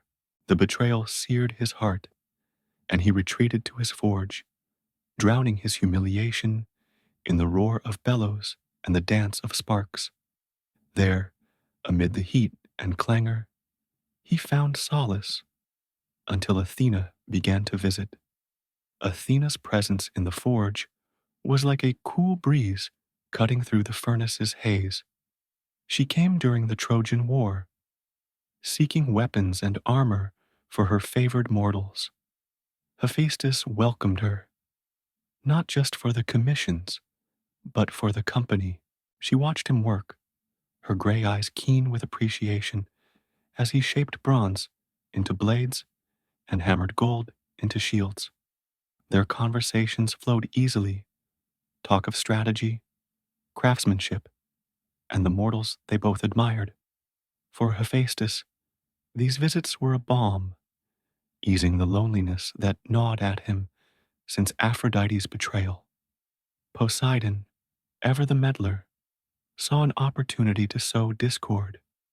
His rivalry with Athena, born of their contest for Athens, still simmered. One day, as Hephaestus polished a spearhead, Poseidon lounged nearby, his trident propped against a wall. She fancies you, you know, he said, his voice dripping with mischief. Athena's been eyeing you like a prize. Maybe she's tired of her precious chastity. Hephaestus's hammer paused mid-strike. The idea thrilled him. Athena, radiant and wise, desiring him? It was absurd, yet intoxicating. He had long admired her, her intellect a flame as bright as his forge. But Athena had sworn an eternal vow of purity, mirroring her father Zeus's own restraint in matters of the heart. Hephaestus dismissed Poseidon's words as a jest, but the seed of longing took root. When Athena next visited, Hephaestus's demeanor shifted. He greeted her with a nervous grin, his hands fidgeting with a half-finished helm. You honor me with these visits, he said, his voice gruffer than usual. I wonder if there's more to it than swords and shields. Athena sensing his unease, tilted her head. Your work aids my causes, she replied evenly. That's reason enough. But Hephaestus, emboldened by Poseidon's taunt and years of pent-up desire, pressed further. He stepped closer, the heat of the forge mirroring the fire in his chest. You're more than a patron to me, he murmured, reaching for her arm. Athena recoiled, her spear flashing between them. I am no one's prize, she snapped, her voice steel-edged. Hephaestus, consumed by lust, lunged again, his hands grasping at her pristine robes. Athena shoved him back with a warrior's strength, sending him sprawling to the forge floor. In his fervor, his divine seed spilled, not upon her, but onto the earth below. Disgusted, Athena stormed out, leaving Hephaestus crumpled amid his tools, shame washing over him like a cold tide. Gaia, the Earth Mother, stirred beneath the forge. From Hephaestus's spilled essence, she birthed a child, Erichthonius, a strange being with a man's torso and a serpent's tail, echoing Cecrops's form. Athena, despite her anger, felt a pang of responsibility. She claimed the infant as her own, not out of love for Hephaestus, but to mold this unintended creation into something worthy. Erichthonius was too fragile for the mortal world, his serpentine nature a mark of divine mishap. Athena placed him in a woven basket, its lid sealed with a golden clasp, and entrusted it to the three princesses of Athens, Herse, Pandrosus, and Aglauros, daughters of Cecrops. Guard this with your lives, she instructed, her tone brooking no dissent. Do not look inside. The sisters nodded, awed by their goddess's command, and carried the basket to the Acropolis. Days passed, and curiosity gnawed at them. Herse whispered of strange noises, hisses and rustles from within. Aglauros, the boldest, argued they deserved to know what they guarded. Pandrosus, ever cautious, resisted, but her sister's insistence won out. One moonless night, they pried open the lid. The sight of Erichthonius, his human face serene, his serpentine coils writhing, drove them mad. Screaming, they fled to the Acropolis's edge and hurled themselves into the abyss, their bodies shattering on the rocks below. Athena retrieved her son, her heart heavy with their fate. She raised him in her temple, teaching him the arts of wisdom and governance. Erichthonius grew into a ruler of rare brilliance, his reign ushering Athens into an era of prosperity. He introduced coinage, a system that revolutionized trade, and his name endured as one of Athens's greatest kings.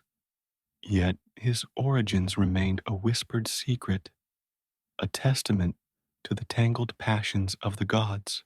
In a quiet corner of Greece, where the sea kissed the shore and the wind carried tales of old, Medusa began her life as a mortal of breathtaking beauty. Born to the primordial sea deities, Phorcys and Ceto, she was the only one of their children untouched by the grotesque traits of her sisters, Steno and Euryale, the Gorgons. Medusa's hair flowed like silk, her eyes sparkled with innocence, and her laughter rang like temple bells. From childhood, she worshipped Athena, play-acting as the goddess, while her sisters gleefully took the roles of villains. Her dearest companion was Iphicles, a boy from her village with a mop of dark curls and a grin that mirrored her own. Together, they roamed the cliffs, dreaming of grand adventures. As they grew, Iphicles' affection deepened into love. Marry me, he pleaded one twilight, the sea glowing crimson behind him. Medusa's heart ached with longing, but her dream was greater, to serve Athena as a priestess, a calling that demanded absolute purity. I can't, she whispered, tears streaking her face. My path lies with the goddess. At 16, Medusa entered Athena's temple, her devotion unmatched. She excelled in every ritual, her grace drawing worshippers from afar. Her hair, now famed for its luster, swayed with each sacred dance, captivating all who watched. One fool dared say, her locks outshine even Athena's wisdom. The words, meant as praise, planted seeds of trouble. Poseidon, brooding on Olympus, saw a chance to strike at Athena, his old rival. Since losing Athens, he nursed a grudge as deep as the ocean trenches. Medusa, Athena's flawless priestess, became his target. One evening, as she walked the shore, he rose from the waves, his form majestic, his voice honeyed. Join me, he cooed, extending a hand. Medusa, loyal to her vows, rebuffed him. Enraged, he seized her arm. She struck his face and fled to the temple, her sanctuary. Poseidon pursued, his lust storm unleashed. Iphicles, spotting the chase, threw himself between them. Leave her, he shouted, fists raised. Poseidon swatted him aside with a single blow, sending him crashing unconscious against a rock. Medusa reached the temple, collapsing before Athena's statue. Protect me, she sobbed. But Poseidon stormed in, his footsteps choking the marble. He overpowered her on the altar, defiling both priestess and shrine. Satisfied, he vanished into the sea, his revenge complete. Athena descended, her fury a quiet, deadly thing. Your beauty brought this ruin, she accused Medusa. Your vanity sullied my temple. Medusa, broken and weeping, had no defense. With a curse, Athena transformed her. Hair became serpents. Eyes turned to stone-making orbs. Let none look upon you and live, she decreed. As Medusa fled, Iphicles awoke, staggering to her side. Their eyes met, and he petrified, a statue frozen in anguish. Her screams echoed as she ran, leaving a trail of stone figures. Villagers caught in her unintended gaze. Exiled to a ruined temple, Medusa hid, her humanity eroding with each passing year.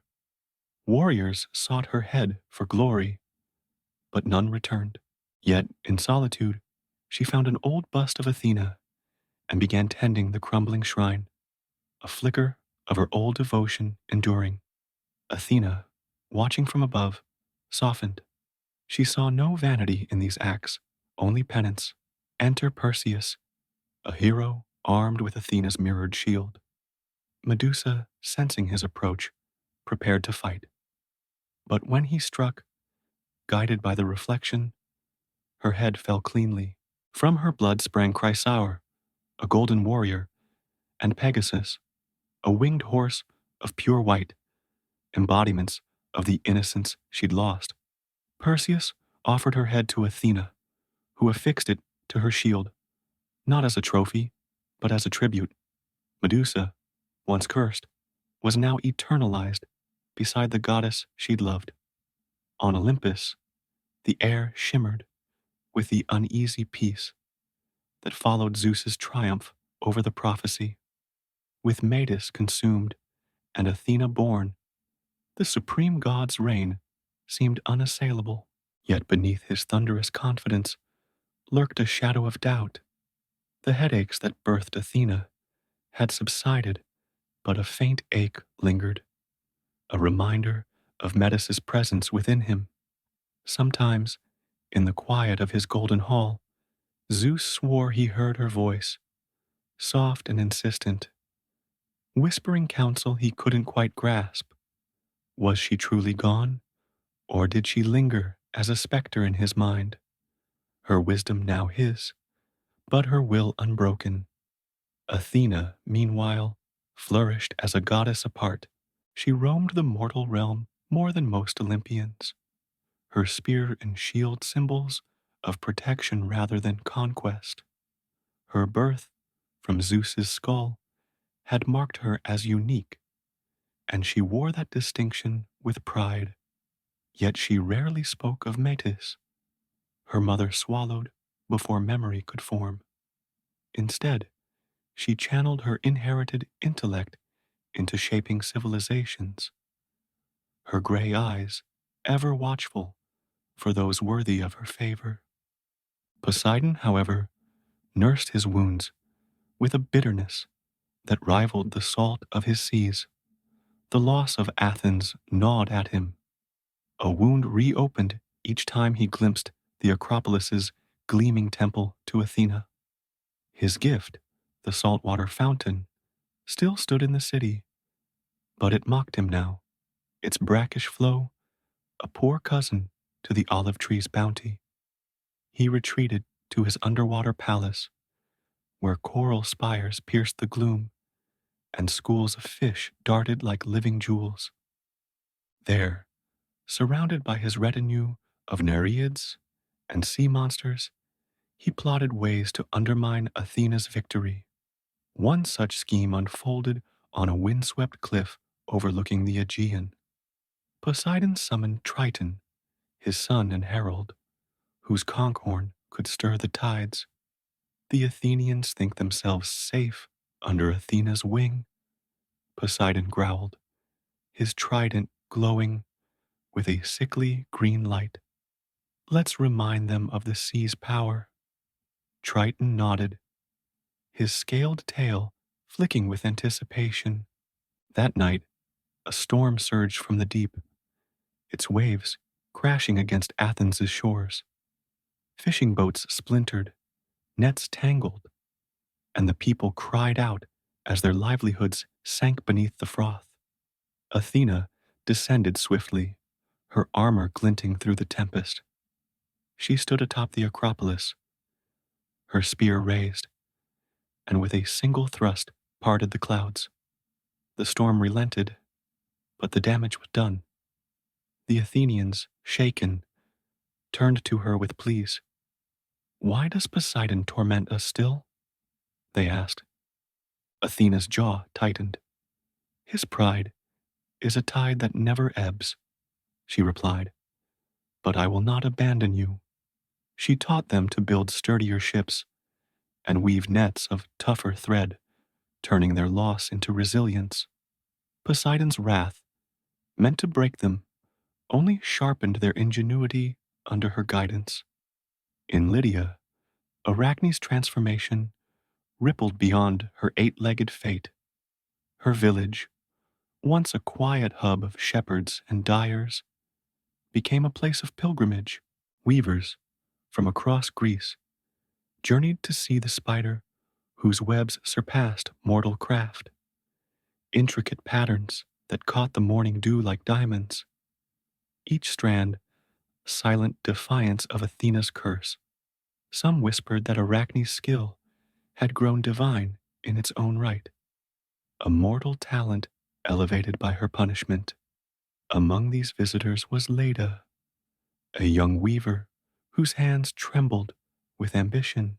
She knelt before one of Arachne's webs, its design depicting a flock of birds in flight, their wings so lifelike they seemed poised to lift off. Teach me, Leda murmured. Though she knew the spider could not reply, she spent days studying the webs, sketching their patterns on scraps of parchment. Over time, her own tapestries began to rival Arachne's mortal works, earning her fame and the attention of the gods. Athena, ever vigilant, noticed Leda's rise. She descended once more, this time as a traveling merchant, cloaked in drab wool. Your skill is impressive, she said, fingering one of Leda's pieces, a scene of olive trees bowing to the wind. But do you claim it as your own, Or do you honor the gods who guide your hands? Leda, wiser than Arachne had been, bowed her head. I weave for my own joy, she replied, but I thank you, Athena, for the craft itself. Satisfied, Athena blessed her with a golden shuttle that never dulled, ensuring Leda's legacy without the hubris that felled her predecessor. Arachne, from her shadowy perch, watched this exchange through multifaceted eyes, a pang of something, envy, perhaps, or regret, stirred within her. Yet she wove on, her webs a testament to her unyielding spirit. Some say Athena returned in secret to admire them, her anger softened by time, though she never lifted the curse. In Athens, Erichthonius's reign brought a golden age, but his origins cast a long shadow. The tale of the princess's madness spread, twisted by rumor, into a cautionary fable. Mothers warned their daughters against curiosity, whispering of the basket and the monster within. Yet Erichthonius himself defied such tales. He walked the city with a staff to steady his serpentine half, his face calm and his words measured. Under his rule, Athens minted its first coins, bronze discs stamped with an owl, Athena's emblem, ushering in an economy that linked the city to distant shores. His court buzzed with advisors, but none intrigued him more than Calliope, a scribe's daughter with a knack for numbers. She caught his eye during a council meeting, her quill dancing across parchment as she tallied trade figures. You see patterns where others see chaos, Erichthonius told her one evening, the torchlight glinting off his scales. Calliope smiled, unafraid of his form. The world is a ledger, she said. It's my job to balance it. Their partnership deepened Athens's prosperity, and though they never wed, Erichthonius feared passing his hybrid nature to a child. Their bond became legend. Poseidon, still smarting from Athens's allegiance to Athena, sent spies to uncover Erichthonius's weaknesses. A Nereid, disguised as a merchant, infiltrated the palace, her sea-green eyes scanning for secrets. She learned of his birth and whispered it to her master. Athena's son, born of Hephaestus's folly, rules her city. Poseidon smirked, plotting to use this against her. But Erichthonius's wisdom, honed by Athena's tutelage, thwarted every scheme. The Nereid vanished one night, her plans undone, and Poseidon's ire grew colder still. Medusa's death at Perseus's hands did not end her story. The ruined temple where she fell became a haunted place, its stones streaked with her blood. Villagers swore they heard her voice in the wind, a mournful hiss that spoke of betrayal and loss.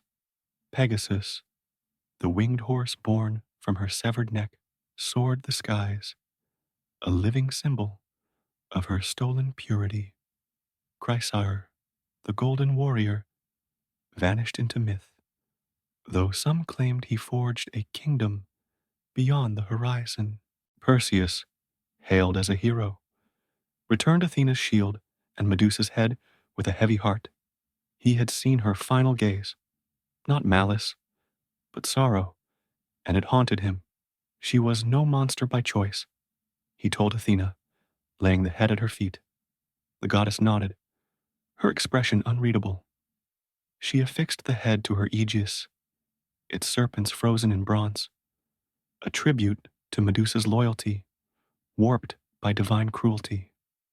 She is free now, Athena said, though her voice held a trace of regret. Poseidon, learning of Pegasus and Chrysaor, raged anew. Even in death, she mocks me, he bellowed, slamming his trident into the ocean floor. The sea churned, birthing whirlpools that swallowed ships. Athena countered by guiding sailors with stars she brightened in the night sky. A silent war waged through mortal lives. In Athens, a priestess named Thalia, inspired by Medusa's tale, founded a sect devoted to redemption. She wore a veil adorned with serpents, preaching that purity could be reclaimed through deeds, not birth. Her followers tended the poor and rebuilt what Poseidon's storms destroyed. Their quiet defiance, a legacy Medusa never foresaw. Back on Olympus, Zeus watched these threads converge: Athena's triumphs, Poseidon's vendettas, the mortal shaped by their whims. He sat on his throne, the air crackling with static, and pondered Metis's fate. Had he truly escaped the prophecy, or had he merely delayed it? Athena, wise and mighty, showed no desire for his crown, but her influence grew with each city she claimed, each hero she guided. One night, as thunder rumbled beyond the clouds, Zeus dreamed of Metis. She stood before him, her form shimmering like water, her eyes piercing.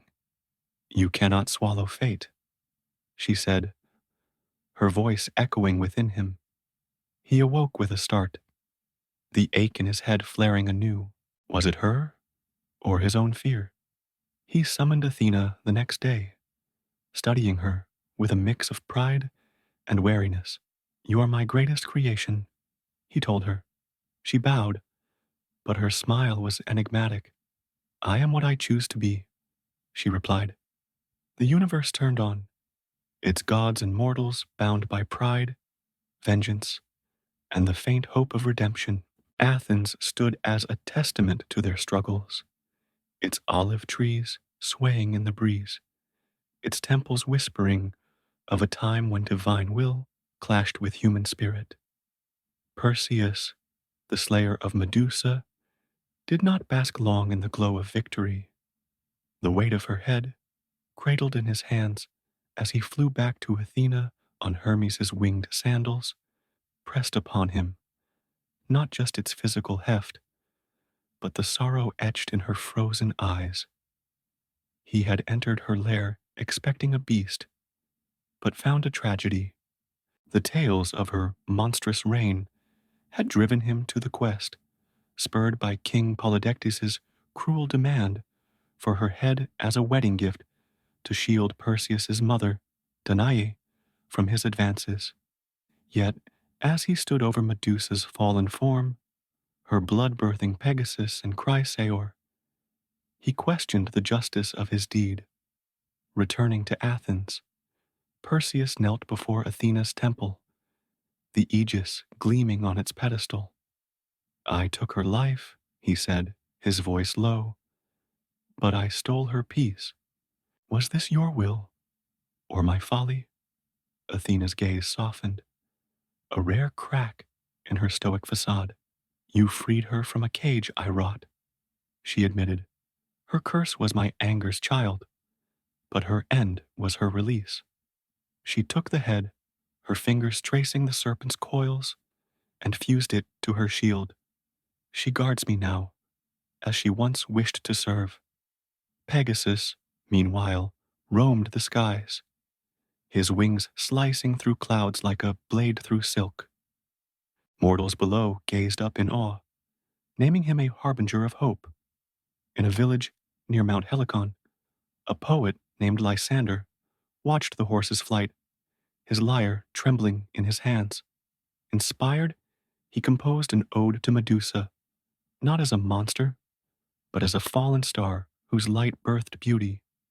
The song spread, softening her legend's edges, and Pegasus became a symbol of redemption, his every soar a tribute to her lost purity. Chrysaor, the golden warrior, took a different path. He vanished into the wilds of the east, where whispers claimed he forged a kingdom of warriors, clad in gilded armor. Some said he sought to atone for his mother's suffering. others that he waged war against the gods who wronged her.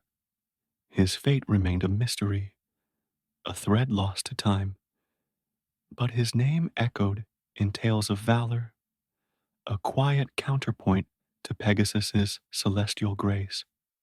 Perseus, burdened by his role in Medusa's end, refused a hero's laurels. He returned to Seriphos, turned Polydectes to stone with Medusa's head, and freed Danae. Yet he shunned the throne, choosing a quiet life with Andromeda, the princess he'd rescued from a sea monster. Their children carried no divine spark, but their lineage bore the weight of a man who'd glimpsed the cost of godly whims. In Lydia, Arachne's spider form wove a legacy that outlasted her mortal pride. Her webs, sprawling across trees and ruins, became a marvel of nature and art. Travelers spoke of patterns that told stories, of gods humbled, mortals exalted, and the thin line between them. Leda, the weaver blessed by Athena, built a school in Arachne's honor, its looms humming with students who revered the spider as their silent muse. One pupil, a girl named Phaedra, surpassed even Leda. Her fingers danced with a fury born of loss. Her brother had died in a storm blamed on Poseidon's wrath. She wove a tapestry of the sea god's tempest, his trident piercing a ship, while Athena's owl hovered above, a beacon of defiance. When Athena visited, again as a merchant, she paused before the work. "You've captured truth," she said, her voice tinged with approval. "But do you challenge me too?" Phaedra shook her head. "I honor you and her," she replied, glancing at a spiderweb glistening nearby. Athena left her a silver needle, a gift to thread her grief into art. Arachne, perched in her shadowed nook, felt a stir of kinship. Her webs grew bolder, depicting her own tale, her clash with Athena, her fall, her rebirth. One day, a gust carried a web to the Acropolis, where it draped Athena's statue like a veil. The goddess touched it, her fingers lingering. "You've won in your way," she murmured, leaving it there as a truce. Arachne's name lived on, not as a caution, but as a spark that lit the looms of generations. Poseidon's grudge festered, a storm brewing in his depths. Athens' resilience, bolstered by Athena and Erichthonius, mocked his power. He summoned his court, Nereids, sea serpents, and the monstrous Scylla, to devise a final blow. "I'll drown their precious city," he vowed, his voice a rumble that shook the ocean floor. Scylla, her 6 heads snarling, suggested a subtler strike. "Send a plague from the deep," she hissed. "Let their fish rot, their wells sour." Poseidon agreed, unleashing a miasma that crept from the sea. Fish washed ashore, bloated and stinking. The fountain he'd gifted turned brackish, its whispers silenced. The Athenians faltered, their markets emptying, their children weakening. Erichthonius, now aging, leaned on Calliope's counsel. She traced the plague's source to the sea and urged a plea to Athena. "He tests us," she said. "We must endure." Athena descended, her shield bearing Medusa's head aglow. She plunged her spear into the fountain, purifying it with a surge of divine light. The plague receded, fish returned, and the people cheered. Poseidon, watching from his throne, slammed his trident in fury, cracking a coral pillar. "She wins again," he snarled. But his strength waned. The temple at Cape Sunion stood as his consolation, its marble weathered by time, a relic of a feud he could not win. Zeus, atop Olympus, felt the tremors of these conflicts. His dream of Métis haunted him still. Her words, "You cannot swallow fate," ringing like a prophecy unfulfilled. He summoned Athena to his throne room, the air thick with unspoken tension. "You've built a world beneath me," he said, his voice a low thunder. "Do you seek my crown?" Athena met his gaze, unflinching. "I seek order, not dominion," she replied. "Your throne is yours, unless you cast it aside." The question lingered, a crack in Zeus's certainty. He wandered the mortal realm in disguise, a gray-bearded traveler, to see what his daughter had wrought. In Athens, he found a city of thinkers and builders, its streets alive with debate, its temples echoing with hymns to Athena. In Lydia, he saw weavers threading tales of defiance. Near the sea, he watched Pegasus soar, a living echo of Medusa's tragedy. Everywhere, he saw mortals shaped by his kin, flawed, resilient, striving. One dusk, as he sat on a cliff overlooking Athens, Gaia rose before him, her form a mosaic of earth and stone. "You feared a son," she said, her voice a quake, "but your daughter is your mirror. The cycle ends not in betrayal, but in legacy." Zeus frowned, his hand tightening on his thunderbolt. "And Metis?" he asked. Gaia smiled, cryptic. "She speaks through her child, and through you. You are wiser for it." That night, Zeus returned to Olympus and called a council. Poseidon sulked, his trident dim. Athena stood tall, her aegis gleaming. Hephaestus hammered in his corner, a quiet witness. "We rule together," Zeus declared, his tone final. "But the mortals rise. Our time shifts." He looked to Athena, a nod passing between them. Father and daughter, creator and creation, bound by a past neither could undo. Below, Athens thrived, its olive trees whispering of endurance. Arachne's webs glistened in the dawn. Medusa's head guarded the city's heart, and Pegasus's wings traced the sky. The gods watched, their power vast but no longer absolute, as mortals wove their own fate, a tapestry vast enough to rival Olympus itself.